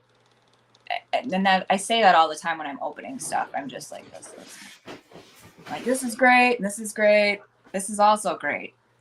But I mean it, like, you know, I mean, like, I'm serious. So no, I'm like, that's how I thought, you know, the whole time. I was like, even when Nightfall was out, and Wilderness wasn't even out, nothing, but we knew UFO was coming. Yeah, I was just like, I bet you UFO is going to be so crazy. And then then I was all about Wilderness. And then when I saw Kanto, then I was like, okay, I freaking love Wilderness. Yeah. Then it was UFO, and then Seance, and then Native. I actually didn't think I was going to like Native as much as I did. And so that's why now with War being the next set, it's just like, dude, like, they know how to keep you reeled in, man. It's like blowing me away. Like, I'm glad like with Native, I don't know how I've sat on this booster box for so long and haven't ripped it yet, because I just like so many of the cards in that set are just unbelievable. Like I can't. The use of color is amazing, and I know we've actually talked about that. I think the last 3 or 4 live streams we've done, Mike. But the colors, like the saturation of the colors, that is what makes that set pop. That's what makes it so vibrant. I mean, it's one of the reasons why like almost every single card in that set reminds me of like the way the colors pop in Dragon of Okanto again from Wilderness. And it's just like, I don't know. Native is beautiful. Native is probably the most beautiful set that they have actually released, in my opinion. Oh, I agree. I mean, yeah, 100%. Because I have some Native cards that I got also from live streamers because I couldn't wait. And like it was fun to see them being ripped on live. And yeah, then just getting the cards in person, I was like, oh my gosh. And then when you take that and you hold it up to like a Cryptid Nation 1 card and you just see in just a couple of years, like, wow. I don't know. Like it just blows me away. It makes me really excited. I think it's so amazing. One thing I noticed was Wilderness cards, how the hollows were, and then when Target Wilderness came out, do you remember how like more vibrant Wilderness hollows were in Target versus just the core set?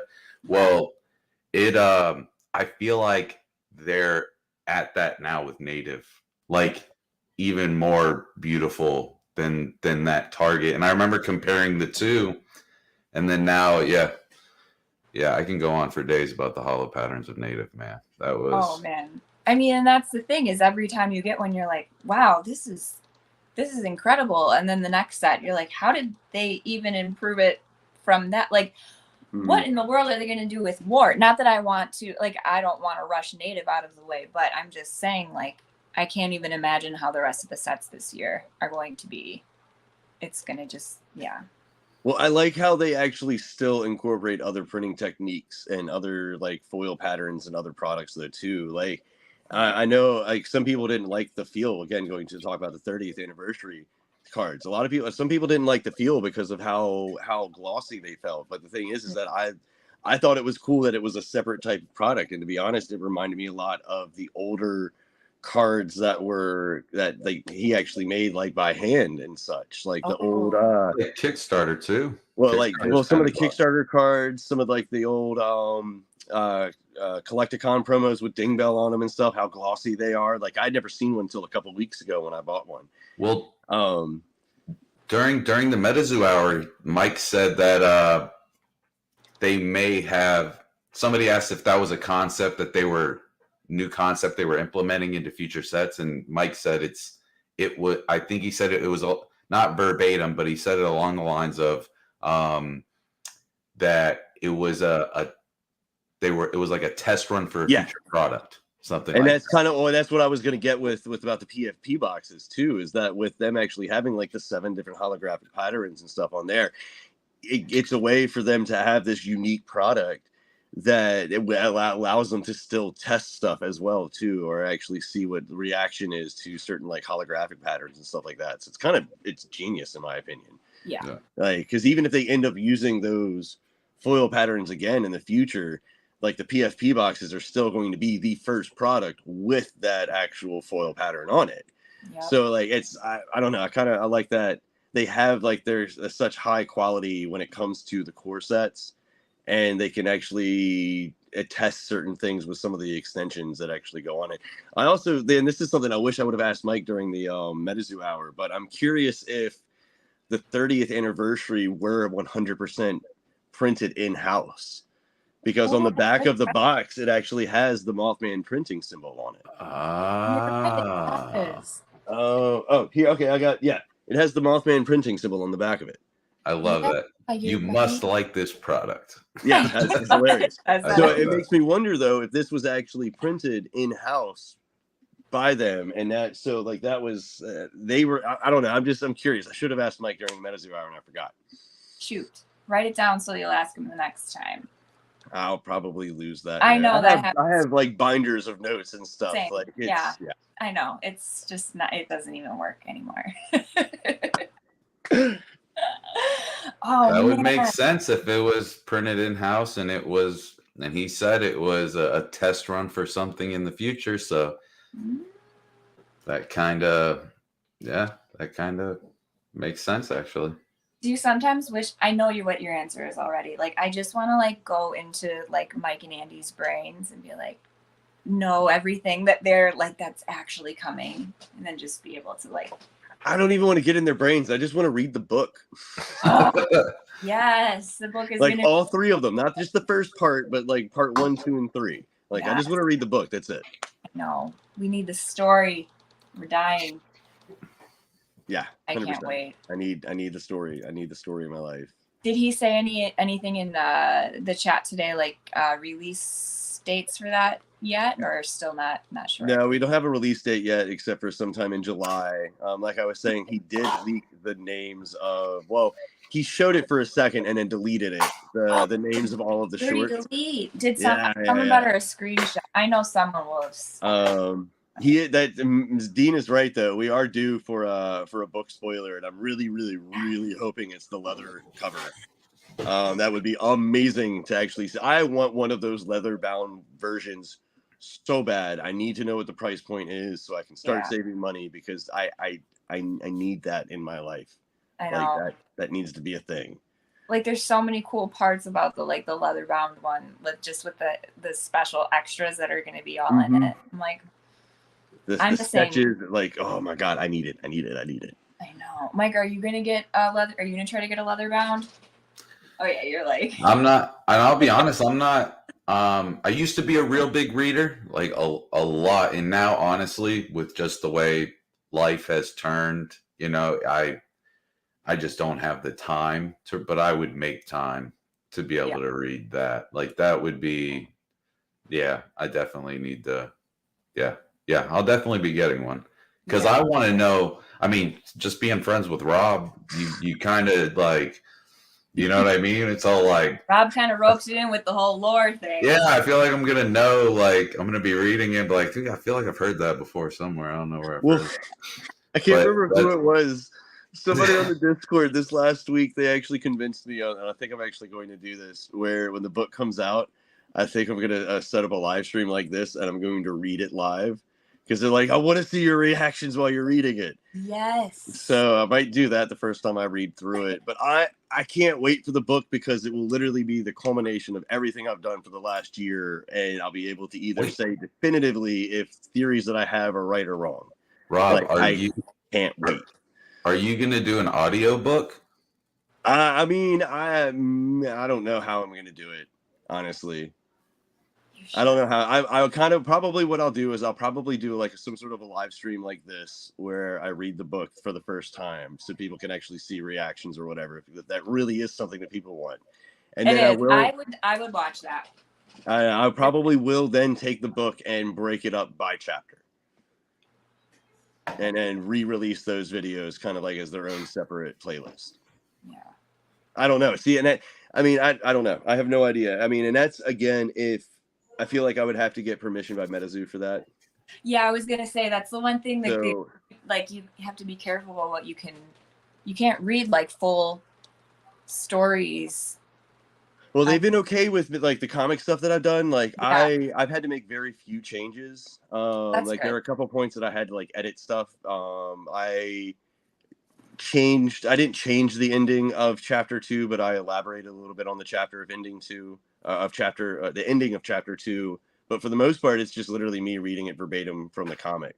Yeah. But they never once actually like fully endorsed me, but they've never once actually ever told me you better stop what you're doing, because like I just literally just want to try to get the lore out there. I'm just trying to get the story out there.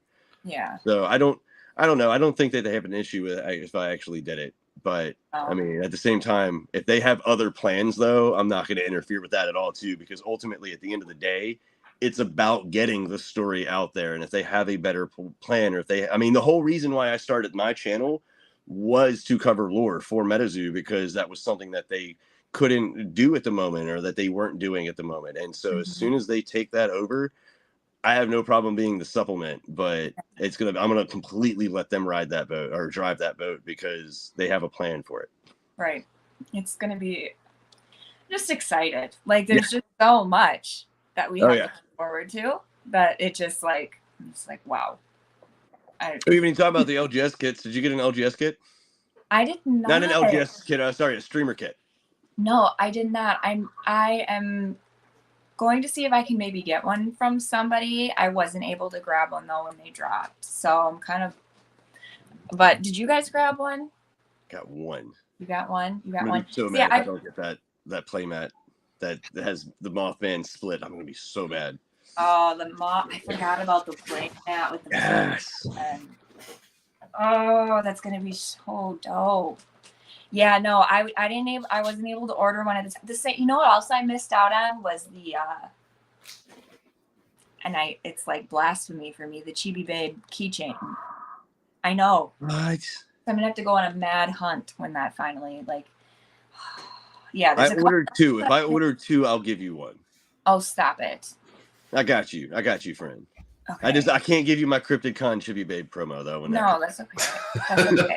Still, I can't give that to you, but I'll totally give you one of the pins if I think I got two. Oh my god, that would be incredible. Yeah, because I didn't even realize I missed that. Sometimes I'm like, oh shoot. But yeah, the streamer kit I wasn't able to grab, but I wish I did now. It's okay. I learned that like a while ago. Like I'd be like, I don't think I'm gonna buy this one. I mean, this was a while back because I've bought every drop I think for the last I don't know how long. But like I remember I would not buy one, and then that one would be like crazy, and I'm all like, yeah. I'm like, you know what? I'm not going through this anymore. You know, I'm not living in this regret anymore. Right. So I just buy a ball. I think I bought one of everything but the skateboards, just because the skateboards are expensive.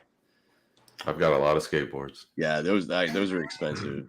I have to redeem mine still, but I have a snipe that I have to redeem. That's freaking awesome.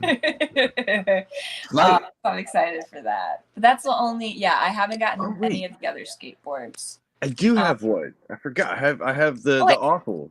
Oh, I bought that when I stopped by IHC on the way home from New York. You remember what your collection is? It's the only skateboard I own. Same. Oh god! And I'm gonna get I'm not sure the status of it, but I ordered a Bear Walker one as well because those were gorgeous. But I'm still waiting to hear about that situation. So we'll see when I get it. But I'm antsy. I want. Are you gonna open it and be nonchalant? Oh, look, it's the Mothman. Oh yeah, it's so pretty. You know, two Mothmans. Oh, look at that! Oh, they're both redeemable somehow. I don't know how that happened. Wow, how did that That's happen? a mistake. I don't know. But okay, we'll just end the video now. No. So what do you where do you actually see, and this is an off the wall random question, but like where do you actually see MetaZoo in like 5 years? As a content creator, as somebody who actually believes in the brand and wants to bring all of these products to people to actually see, ultimately where do you see all of it going from being somebody trying to actually just like show people these products? Well, I'm gonna be repeating myself a little bit, as I kind of said this when Harley interviewed me, but I truly see an MetaZoo turning into a giant, like I compared it to Lord of the Rings, Harry Potter, Star Wars, Star Trek. You know, like I feel like there's so much to the IP, to the lore, the stories, just all the different product they have available. Even like when I was a kid, I mean, like when Harry Potter and stuff came out, I remember being jealous that there wasn't like an American-based kind of like mythological, like you know, like type story. And I just feel like MetaZoo captures that with the cryptids and everything else, and I just think it hits something that hasn't really been touched upon before, and I see it becoming very big. I see it becoming, you know, like a household name, like Pokemon, like Magic. I truly do. I think if they keep on the way that they are, I see it turning into something really big. So I love that you didn't compare it to Pokemon though, I love that you compared it to Harry Potter, Lord of the Rings, Star Wars, these huge, massive franchises that aren't like based off of like card games and stuff. Like in essence, what you were just saying is you were saying the lore, the creatures, the story. Yeah. Like that's I love that perspective. Like that got me so excited. Good. That's what happened though, is at first when I just first started ripping like the Dragon of Ocanto Falls card, I'm like, wow, this is a sick card. And that did give me kind of the feeling of when I ripped Pokemon, which was such a fun, like nostalgic moment. But then once I started to get into the lore, and Rob, your channel, I listened to all, I know I messaged you about this back after I listened to it. It's like, I'm crying listening to you read this. You did. No, she really did too. I literally did do that. But like, it made me emotional though, because I was like, this is so much more than just a trading card game. There's so much to the folklore and stories and legends that's throughout the entire world. And yeah, I mean, and then that's where my brain goes, like, and maybe that's why UFO is so much bigger than we realize, because maybe that's going to be introducing other planets and like we're going to go beyond Earth and all. I don't know what to expect, but to me, it's something huge. It's not just, I mean, I think that the gameplay and the card game is an amazing part of it. Don't get me wrong, but there's so much more to it than just that. I can see there being movies and, video games and everything about it. Books, yeah. And they just said that you're going to start seeing Beasties and other IPs as well. So MetaZoo is moving into other stuff as well. So that's... Yeah. I mean, and that's the thing. Like, where else have we had any sort of like mainstream, like Bigfoot story anywhere? We haven't. Like, and so that's what I don't know. I know so many people are fans of that kind of stuff. I'm just excited. So I see it getting very big though. I do not just see this as being something that will fade away. I think it's going to be pretty phenomenal. Yeah, it's interesting. 5 years from now, maybe we'll be like doing like a thing like this, and we'll be like, remember when we were talking about this? Well, we talked about that actually. Kind of going about the water tower. I remember sitting back though, talking with you for a minute at Water Tower about how it's crazy that we were here to witness it and just to see how different it's going to be next year, 5 years down the line. And like I'm really excited, and it's so awesome to because that was one of the things that really drew me to you. That was the idea that you have that same idea of what MetaZoo is going to be in the future. Like you can literally see it the same way that I can. It's like, and it's not even like a not even a question or a doubt. It's one of those. Like, I mean, innate. Like for me personally, I just feel like it's just going to be something that all of us old schoolers here, and I'm not even as old school as everybody else in MetaZoo, but all of us like who are here in the chat, everything, we're gonna just look back on this time and be like, wow. I really think it's just gonna, I don't even have the words for what it will end up being, but I mean, it's like the idea that cryptids, they permeate throughout everything. Like it's everyone, like the Mothman Festival again showed me that, where you have all of these creatures, and that's why I can't wait for us to leave North America, because you get all of these creatures from these folklore, from all of these stories, local legends that are actually part of your story, part of your lore personally. And to be able to see, like, I'm going to lose my mind in Seven Seas because I know we're going to actually get some pirates that are based off out of the Outer Banks. Yeah. Like, I can't wait for that. Like, it's like Blackbeard. I'm going to lose my mind about Blackbeard because his home base was here, literally 40 miles from where I live. And it's those little things, the personal creatures that you grew up with. One of the guys that I saw at CryptidCon, he was talking about how every holler in West Virginia has a monster. And it's true. Every location has some sort of a monster or a cryptid or a visitor or something. Right. And I don't know. It's different to use Pokemon. It's different than picking your favorite Pokemon. I always use this analogy at work, because it's like you picked your favorite Pokemon because of how it looked or what it did. Whereas this, you fell in love with these things because of growing up in certain places. Yes. Or being interested in Bigfoot, or going hunting, or Boy Scouts and going snipe hunting. Yes. Like, they're little things. That's why I have so much faith in this entire franchise. Yeah. Well, and the cryptid folklore isn't just isn't just a US based thing. It's worldwide. Every country has their own beasties and things like that. So it's I even said, like, I think it was back in like wilderness days, and whenever they started dropping the NFTs, whenever they started doing the NFTs, I forget what else they were doing. There was something else that they were putting out, and I remember thinking, because I think in business ways, right? And so, like, I'm like analyzing it from that perspective, and I was just like, dude, MetaZoo's gonna make it one way or the other. Like, it doesn't even matter. Like, their execution, everybody has certain things in certain areas to improve on, and that's every business. But at the end of the day, the stuff that they've done it's envious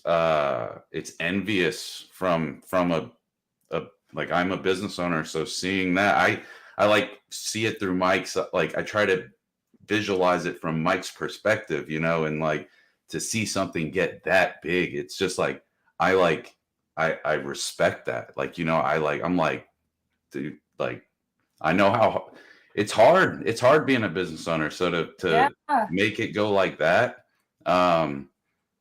that's crazy, man. That's crazy. I agree. Like, I've owned a couple businesses too, and I always say, I'm like, it's impressive, the growth and the improvements and everything that's just happening. There's something there, and I know that the people who really believe in it, like, we just know. We're like, we just can see that it's the right combination, and it's just going to be something else. Like, and that's one of the reasons too why I wanted to make content for it, because I was like, this is not just a regular thing. Like, this is not just another, like, a one-off that is just whatever. Like, it's just, there's just so much to it. So much to it. No, that's awesome. No, that's like, again, one of the reasons why I love you, is because you can see that future, like, and there's no question about it. Like, I mean, it's happening. We're literally witnessing it right now in real time. Yeah, and like, I mean, that's the thing too with me. Like, I went to college, and I have a degree in writing. It's a fancy degree, writing intensive English, aka it's just creative writing. And a minor in film. And I went to school because I was like, oh, I want to write books and TV shows and movies. And I've always been into sci-fi and all different stories like this. So, like you were saying, Mike, like, looking at Mike and what he's been able to accomplish, what he came up with in his brain, and seeing, like, how far he's come, it's very impressive. And you're kind of like, wow, this is... It takes a lot to be able to even get it to the point where it is right now. And the momentum that I think that we have going at this point is just it's just snowballing, which is a good thing. So I can't wait. Like, I'm so excited. I love everything about it. The community, the concept, just everything. It's so sick. We're going to be like going to see a red carpet, like, premiere of a big blockbuster movie. It'll have, like, I don't know, who would play Sam? Oh, I can't think of anybody mainstream that would play Sam. It's too hard for my brain to think of. Oh, in real life? I don't know. Yeah. What if they did a live action-ish movie? Oh, Who would you cast? I don't know. We don't know. I don't. Yeah. Well, see, that's the thing, though. Are you talking about like 8-year-old Sam? Or are you talking about Right. 18-year-old That's what I'm saying. Like, I'm like, oh, I don't know child actors, so we're gonna have to like fast forward the timeline a little bit or They something. just cast. They should cast a nobody. They should Yeah. cast a nobody. Yes. That way, they can justify casting me as M, and they can age me a little bit, and that's There you fine. go. And I will or I'll be a CGI frogman. That's fine as well too. I'll wear the little ball. That would be sick. Like, I mean, Oh my gosh. Here for put it. me in the movie MetaZoo. Yes. That's sick. Oh my god. Seriously though, like it will be cool, just like we were saying at Water Tower, it will be cool to even like look back on this live stream like years from now and just be like, look at the little things we were talking about, and it's even bigger than we thought. We're gonna have like MetaZoo World instead of Walt Disney World, you know? Just That saying. would be. I keep saying they need to put a theme park in Point Pleasant. It'd be huge. Man. Seriously. Hey, that's not too bad. I mean, Michael Cera. I don't know if I can get behind that, Jared. I don't know if I can get behind that. I'm sorry. I don't know. I don't. Maybe awesome. if it was back in his like Scott Pilgrim days, maybe I'd be okay with it. But like now, I don't know. After seeing him in This Is the End, I don't know if I can like. That's what. Yes, thank you. Exactly. Yeah, That's where my head went. That's exactly where my head went to. Scott Pilgrim was great. If he was Scott Pilgrim days, 100%, I could see him as Sam. After that, I don't know anymore. I'm sorry.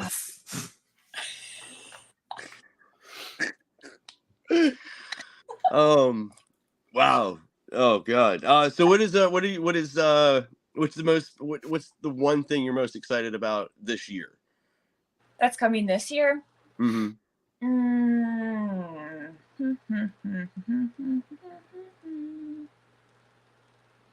know it's a loaded question. I know, you just said so many.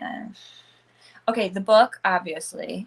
But SCP, I'm pretty excited for. Like that. I just, because I'm just all into okay, I can't talk. But I just really love that kind of stuff, like the whole concept. So I'm excited. I don't know. No, I'm excited for everything. I can't pick one thing. Like I said, I have the printouts right here on a bulletin board, so I keep staring in that direction, looking. I'm like, which one am I the most excited for? I'm like, all of it. Comic-Con, Caster's Cup, like I don't know. Yokai Chibi, probably, huh? Oh, don't even get me started on those chibis. What is the proper way to pronounce chibi? Chibi. Chibi? Chibi. Is it really chibi? Oh, that's just how I always pronounce it. That's how because I hear you say that, and I'm like, oh no, I'm saying it wrong. Then other people say chibi. Chibi. I don't. It's cute. Yeah, I'm gonna die. Any of the little chibis, I'm like, I want them all. I'll be their mother. They're adorable. I'm really am interested to see what Digi is, because the 4 sets that we know so far from Yokai are Yokai Island, Chibi, Hell, and then Digi. Ooh. And I'm really interested in what Digi is. Isn't there a 4th one or no? Well, I think technically Yokai base set. Yeah, okay, that's probably what I'm thinking of then. Cutthroat, I think, posted a picture of it on Instagram. Damn. Like the end of it. Yeah. But yeah, I really want to know. I want to see what Digi is. Like, are we talking digital monsters? That's what I was just thinking. Because no, because the Hero Quest ones are in factions and are like robotic or zombies and stuff. Well, I'm thinking more like there are actual computer AI cryptids almost in essence. And if you think of how AI is going to progress over the next year and a half, 2 years, you could have full-fledged cryptids that are AI that only live on computers and devices. And I mean, think of the one card from UFO that's the video game console. Polybias. Think things like Polybias and other stuff like that are like digital cryptids. That's true.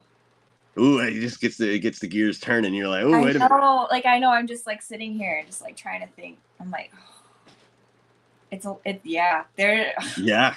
I love the whole idea of how they're changing. Like even what Mike even kind of confirmed today, that there will be beastie casters. Actually, I'm pretty sure at least he confirmed today in the MetaZoo hour that there will be beastie casters. It was the way that he worded it made it actually sound like there would be beastie casters. Ooh. And that immediately made me go and think of the Intergalactic Space Council theory that I just made about how Flatwoods is a caster. Yeah. But I don't know. I'm interested. See all these ideas, and then you see, whenever I talk to you, Rob, you do this to me, and later I'm sitting here and I'm like, okay, how do I figure this out now? Welcome to Mike's life. Mike, you're like all these unanswered questions.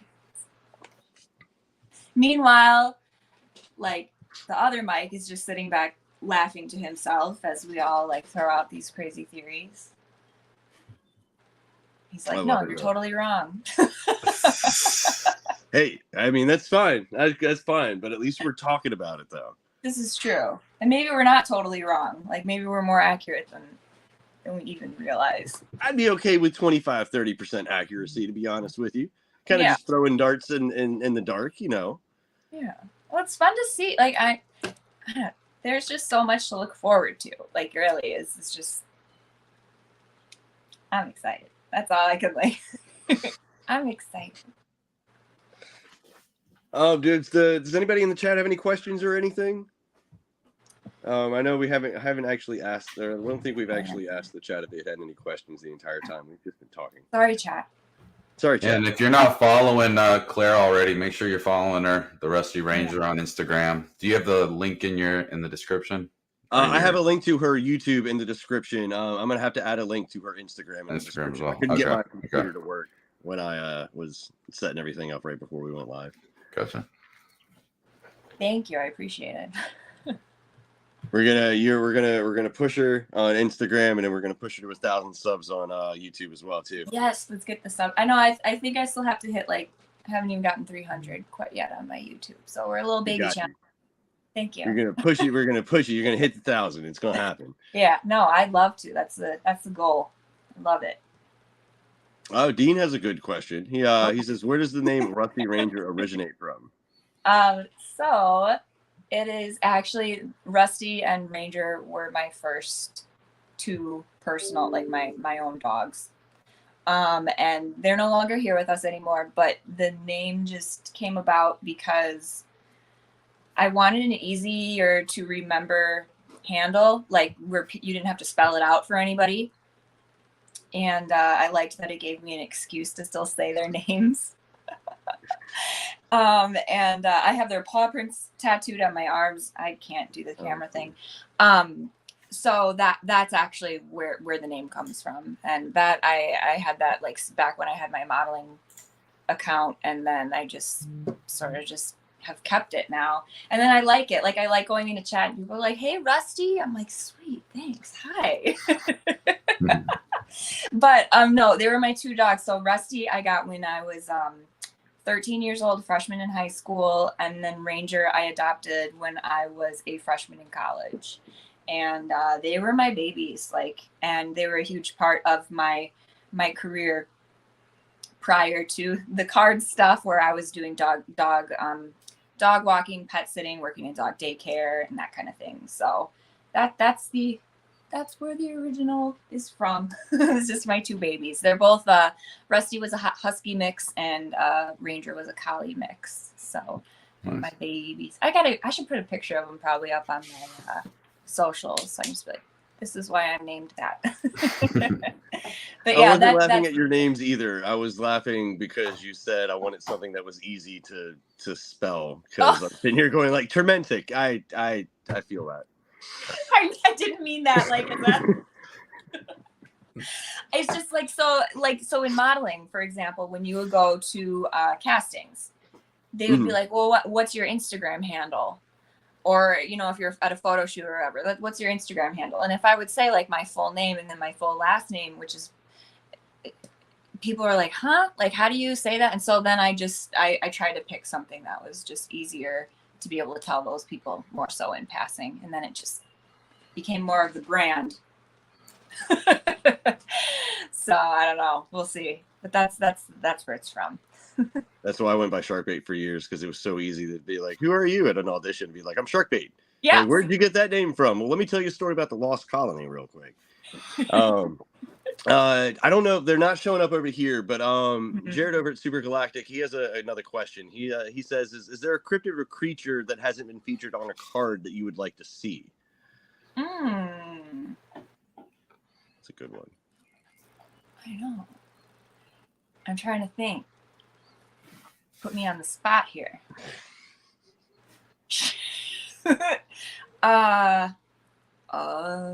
What is a cryptid? No, I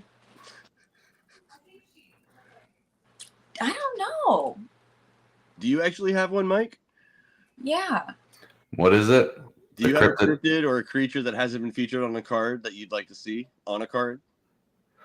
I mean, the only thing is, and I mean, we've had a lot of variants, but Loch Ness Monster. That's what I was going to say. There's the Tahoe Tessie, there's the Chessie, but we don't have a Loch Ness Monster, right? And who didn't hear about the Loch Ness Monster growing up, you know? So it's kind of, I hold it in like almost the same thing as Bigfoot, right? Like they're both that well known. So I agree. Yeah, because I mean, I wasn't a huge cryptid follower.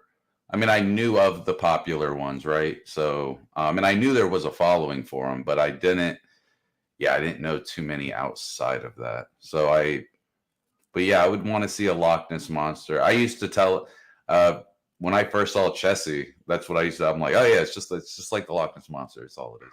Like, I thought that, like, I kind of actually thought the same thing when I first saw it. I was like, oh, and then I realized, I'm like, oh, it's not the same. But the Loch Ness Monster is kind of like, that's the first cryptid I ever learned about. I was like in 3rd grade, there was like something in our anthology book, and they were taught, it was a story of the Loch Ness Monster. And I was like, I love the concept that there could still be these creatures that might exist, they might not exist. I would love to see a Loch Ness Monster card. And okay, well, Rob, you already know this, I've asked you about it. I really want to see a card with a thylacine on it, even though they still might be out there. So I think that would be cool when we get over to Australia. I don't know. I doubt they'll ever make it, but I really, really, really, really want a Cthulhu card. And I want you, Poncho, to do the art for the Cthulhu cards. Oh, that would be sick. I don't know if they ever could do it because of Lovecraft, but because of that whole IP, but it would be an amazing thing. Yeah, exactly. Poncho's like, right. I just want with the tentacles, like, oh my God, please make it happen. It would be cool to be able to have crossovers from like, okay, so I'm thinking of something specific though. Do you guys know the movie It's Disgusting and Awesome? The movie, it's a horror movies. They're called Terrifier. There's Terrifier 1 and 2 that have come out. I know. Oh my gosh. It is. It's one of those thrill, like those movies that just, I know, I've watched it. They're so good. I've watched them both multiple times. They're gory, they're disgusting, but the creepy Art the Clown is like the bad guy in it. I want to see him on a card. that scene when they're in the diner and he's just like sitting there smiling and he just keeps like, oh my God. It's like, I've never seen this before. Oh, you gotta watch it. Okay, man. I have to watch it. I love that. That's actually one of my hidden, like not hidden, but like one of my things that I love movies. I love horror and very just any movie that's gonna make you like, on the edge of your seat. I love that stuff. Yep. And Terrifier is one of those movies where you're just gonna be like, what the heck? Yeah. What am I like? It's trippy. If that dude came in the diner when I was in there, we're getting out of here right now. Like, we're not sitting in here, dude. We gotta go. It's bad, yeah. I mean, like, it's very gory. I'll just say that. So if anybody doesn't like gore, do not watch it. But like, oh my God. And have you seen the second one, Mike? I don't think I've seen the second one. I think it's on Netflix now or Prime. One of the two. Okay, I have both. And you have to. There's this scene. There's this scene. They're in a There's just this scene. He's in a shop, and it's hilarious and creepy and amazing, like all in one. It's just oh man, it's so good. It's so good. And I think you'll like it, Rob, too, because the acting like that he does is just I can't even. Yeah, he's I think my favorite like scary movie villain. Okay, it's just the face, man, the smile, the teeth, like everything about him is just like, ugh. Like I know it's just perfect. I'm telling you, man, that's perfect. Oh man, yeah, you have to watch it. Hey, okay, no, I'll have to check it out. Especially if you said it's on Netflix or something, I'll have to check it out. Yeah, it's on one of the two, like I've seen popping up. So nice.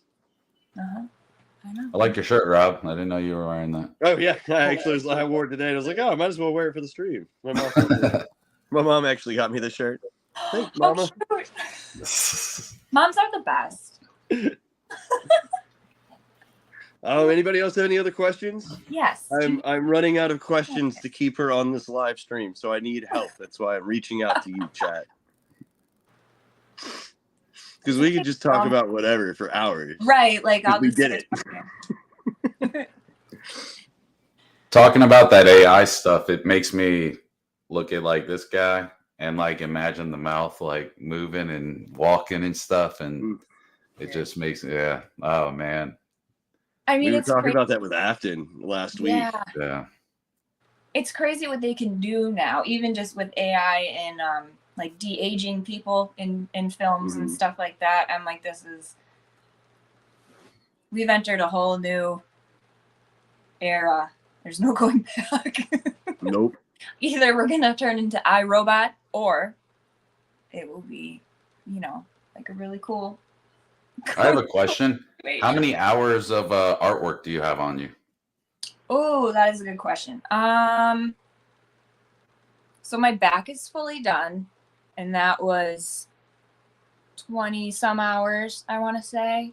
And then I do not know exactly for the rest of it. My back I had to do in like 5 different sessions. Everything else was all done in one session. So like the head I did in one session, this in one session. My first one was the regular paw print. Second one was that paw print. Then I went and got my chest done because let's do that. And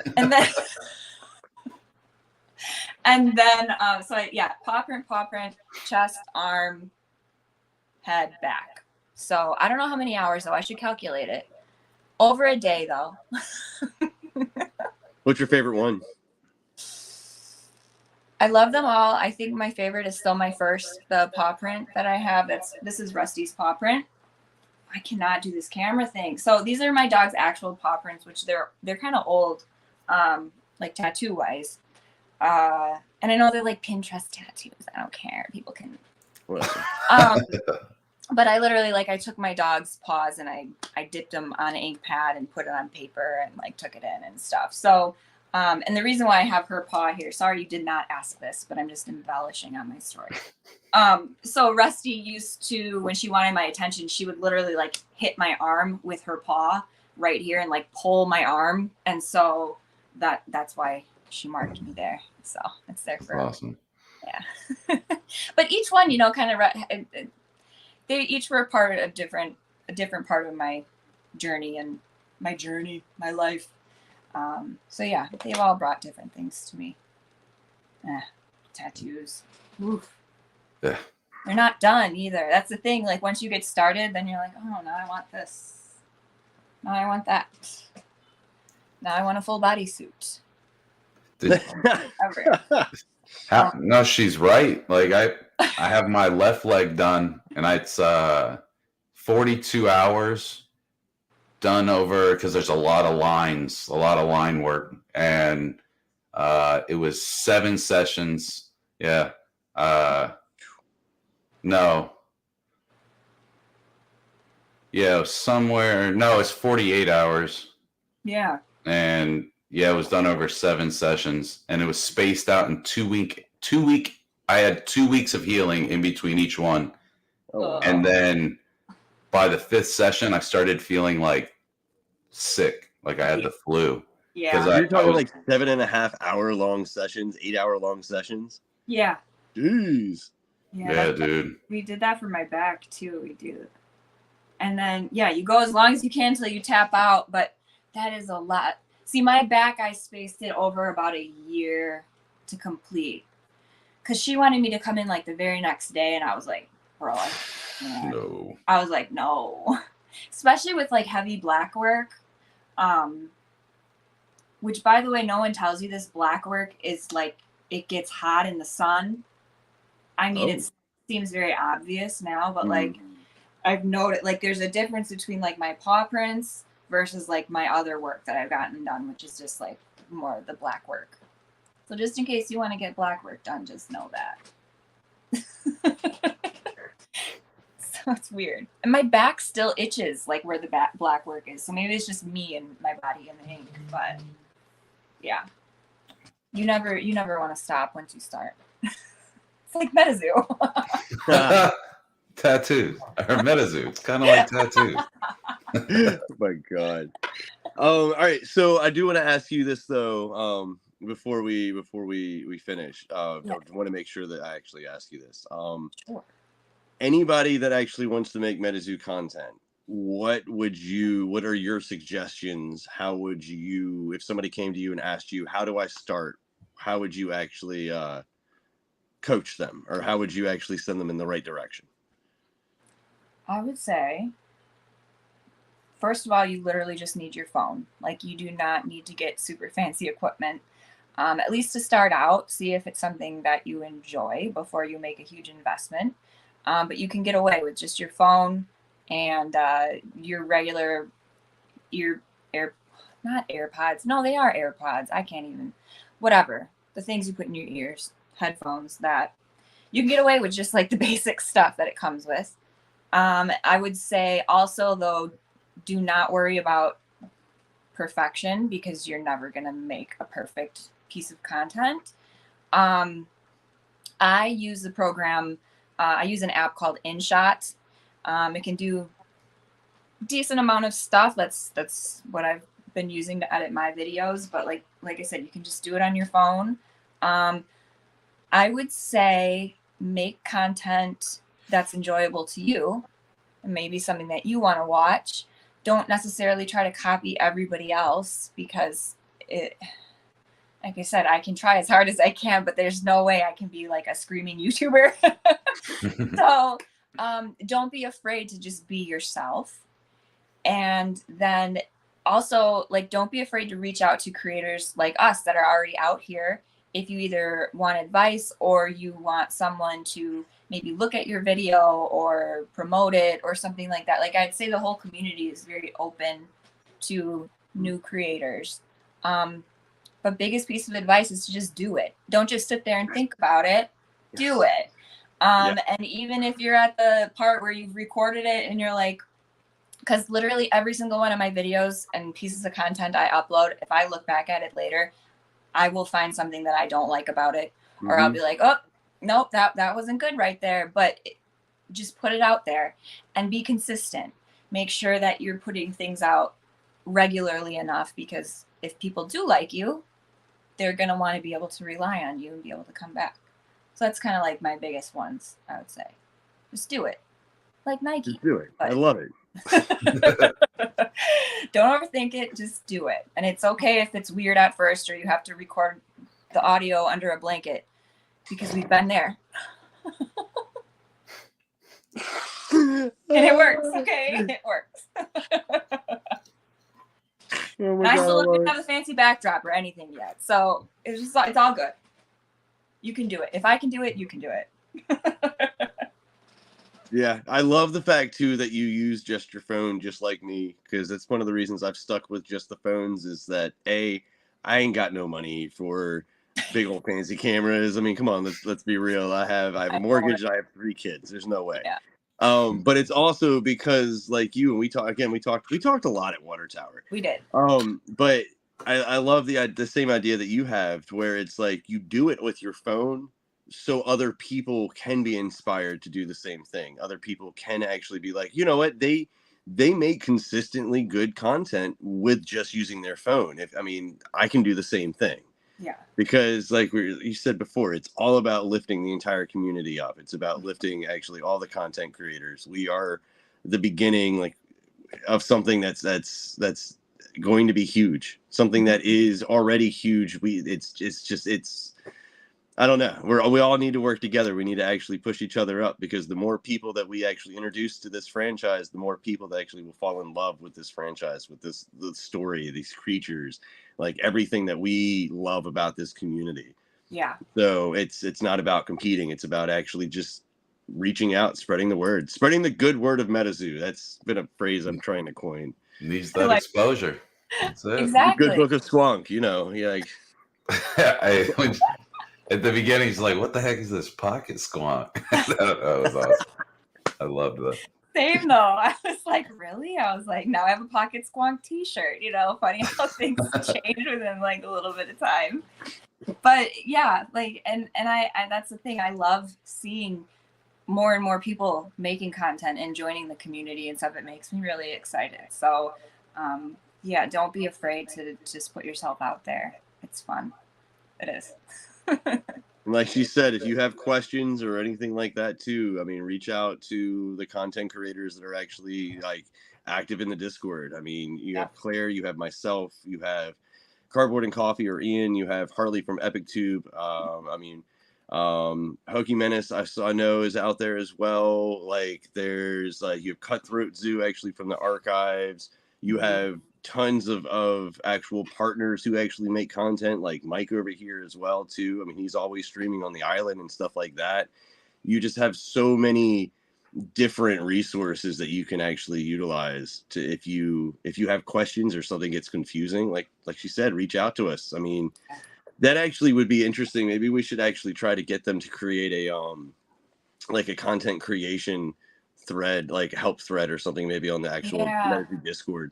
Yeah. Or well, actually, take that back. There is an actual content creation Discord. I'll make sure to actually snag that invite, and I'll put that in the description of this video as well too. That's a perfect resource to actually, if you have questions or you want somebody to like look at your stuff. Check it out. That was something I think Ian actually created. Yep, Ian from Cardboard and Coffee. He has the content creator Discord, and us creators are in there. Just kind of if we have questions or critiques or whatever. Yeah, anybody who wants to. You can come and join us. It's fun. But like, everyone's been really helpful. Like no one gatekeeps, I would say. It's like, no, you can't know my secrets. Everyone's just very helpful. Yeah. Sitting there secretly planning things. So yeah, just do it though. And you already, if you're watching this from, everybody has a phone. Okay. Everybody has a phone. If you have a phone, you can make content. And it doesn't even have to be a good phone either, too. This is an iPhone 10, 5 years old or so. And this is honestly what I was making content on all the way up until October of last year. And then I switched to the new phone. This is the one that I used to record my face. This is like I don't even know what one this is, but it's the same. Like, it's not, if you just have, like, you got to have an extra phone or two laying around. Like, you can just. I don't know. Or a tablet, and you could even use a tablet. Like there's so many different options that people have now, which is amazing. I think it makes it everybody can do it if you really want to. You just gotta get yourself to do it. Just dig into it. And Yeah. Just do it. Exactly. Just that's do it. I love that you said that though too, because it's true. I mean, honestly, the hardest thing to get over when you want to start making content is just the whole fear of doing it. Mm-hmm. I mean, And it's okay to like just know when you first start, no one's expecting perfection or anything like that. Like you don't have to go in there thinking like I said, I've had some videos where my camera's shaking the whole time, or like, you know, sound goes in and out. I'm like, oh, I don't know what that is. You just well, I think Turmentic live stream unless I knock my camera over once. Right. Well, no, it's even, I mean, honestly, I think a lot of people appreciate seeing the growth too, you know, like even as a streamer, you know, like I mean, Rob, how many times do I send like old screenshots of what my old setup looked like? Oh, yeah. Yeah. Remember this? And then it's like seeing like just seeing somebody how they started and then where they are now. I love that. Like I love watching people grow. And it's like so that's, and it makes me happy. Like it's like I just, that's one of those things that I don't know, I enjoy is seeing people progress. Yeah, it's fun. It's like I think that's why people sometimes like to follow creators, especially if they just like their personality or something to start, and then they just see where it goes from there. What are you pulling from the archives behind you? I was trying Animorphs. No. Yeah, another Animorphs. No. I already proved that the wall was real. No, I was trying to. I proved the wall was real. Yeah, no, the second stream I had to actually pull a book off because Hasvar was like, "Is that real?" And I was like, "Yes, it is." Yes, those are called books, Hasvar. No, I recently found. I don't know where I put it, but I recently found your old Charmeleon Sienna Rip Ship sticker. Which is probably the only one left in existence. My daughter has one in a binder. Dead serious. Okay, she showed it to me yesterday. I cleaned up my table, and I was like, I gotta show that to Mike. And I placed it on the back wall, but I guess I didn't. Yeah, I had very few of those made, man. That was the first sticker I ever did. Yeah, I know. Wow, that's awesome. That's old. I love that. So yeah, just talking about growth though. I mean, like watching you actually grow the Facebook group into a full-fledged business and then into a partner, and like, I don't know, I've just the growth that I've seen from the content. And I lump you into into the content creator role because of everything that we've been doing with this, because of all of the live streams and stuff that you've been doing, showing off product on the island for like 2 years now.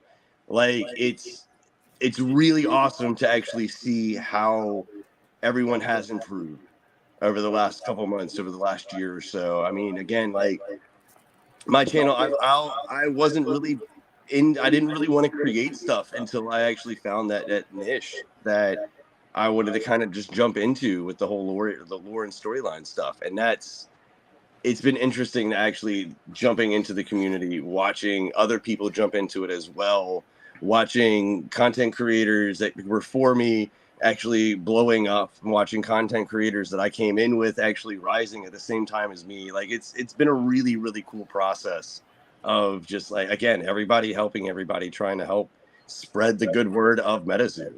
Well, Rob, you were a consistent person in the beginning. So even when you were first starting, I was like, Rob's he's gonna go somewhere like that. But I also noticed that about you, Claire.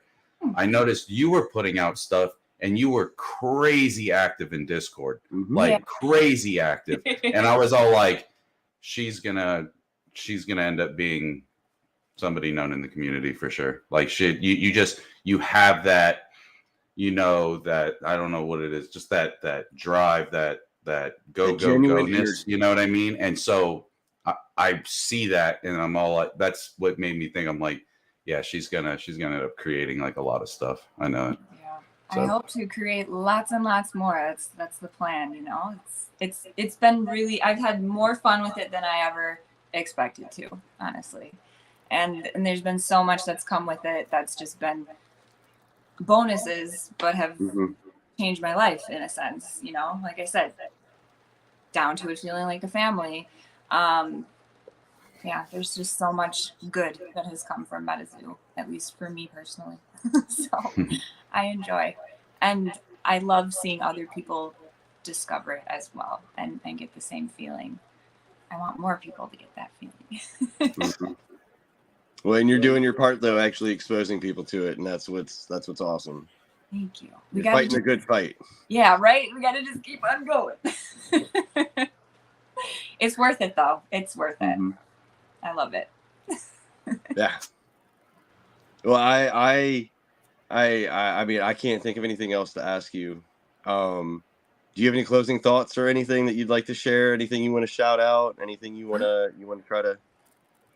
Nothing too crazy other than just like if you guys can follow me, you know, on my YouTube and Instagram. YouTube's The Rusty Ranger. Instagram, TheRustyRanger.tcg.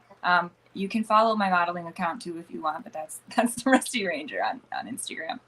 But yeah, as I have some, like once I hit a couple of milestones, I have I want to do a giveaway with, I have a second one of these, and I want to give one away and a lanyard and maybe a booster box too.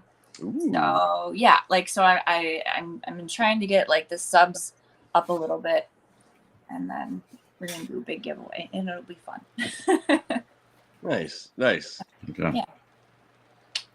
Thank you guys for having me. I really appreciate it. It's so much fun always. Like. Well, thank you for being here. That's hey, and make sure you guys follow her for real. Yeah, even if 100%. You're just watching this video back, not live, make sure you're following her. She does put out some good stuff.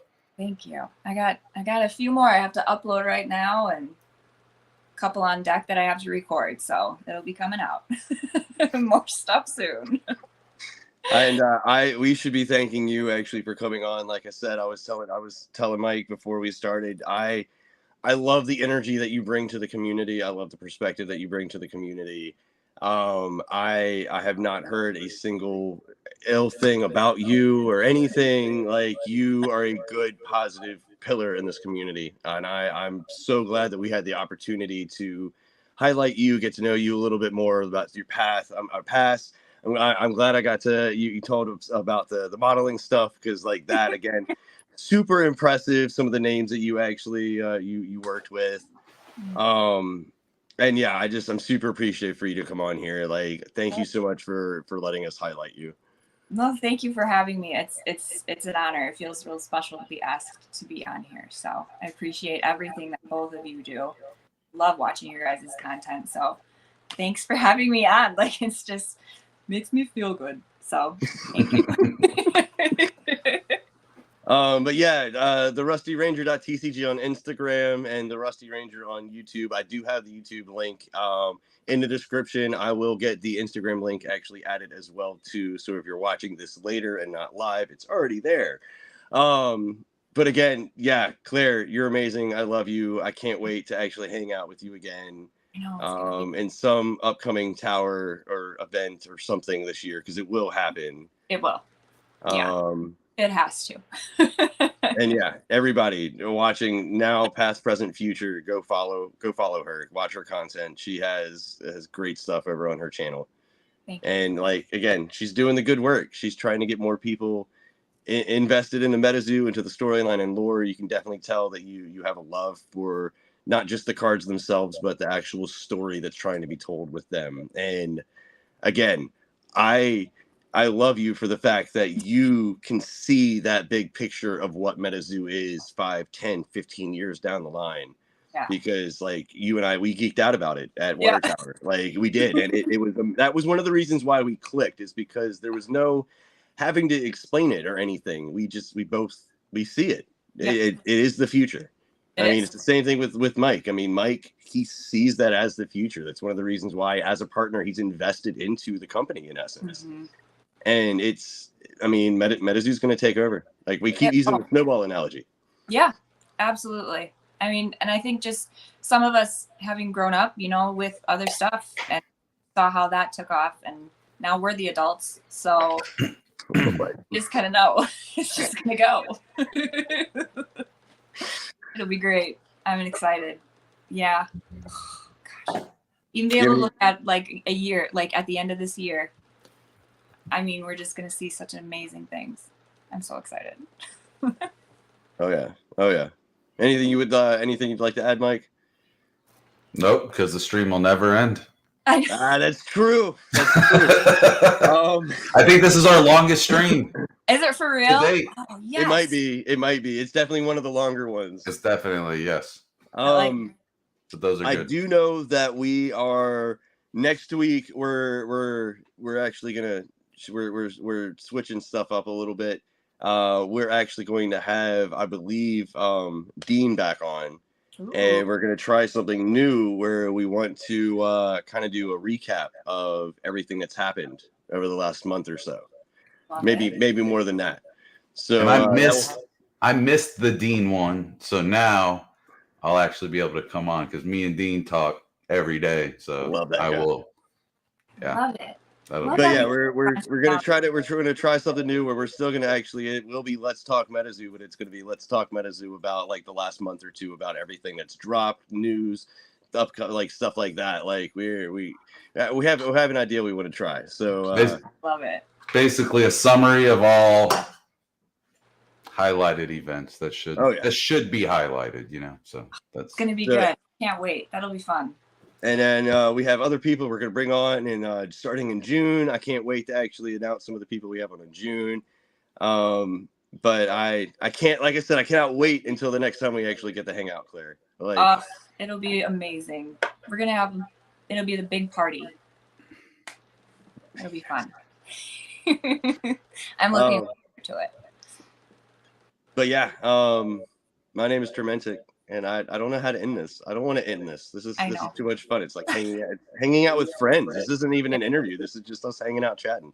Yep, 100%. But we'll still be here. Come find us, But thank you. I just appreciate it so much. And everybody watching, thank you for taking the time. Yeah, thank you to the entire chat for coming out here. You had some good questions. Thanks for Poncho for sticking around for most of the interview.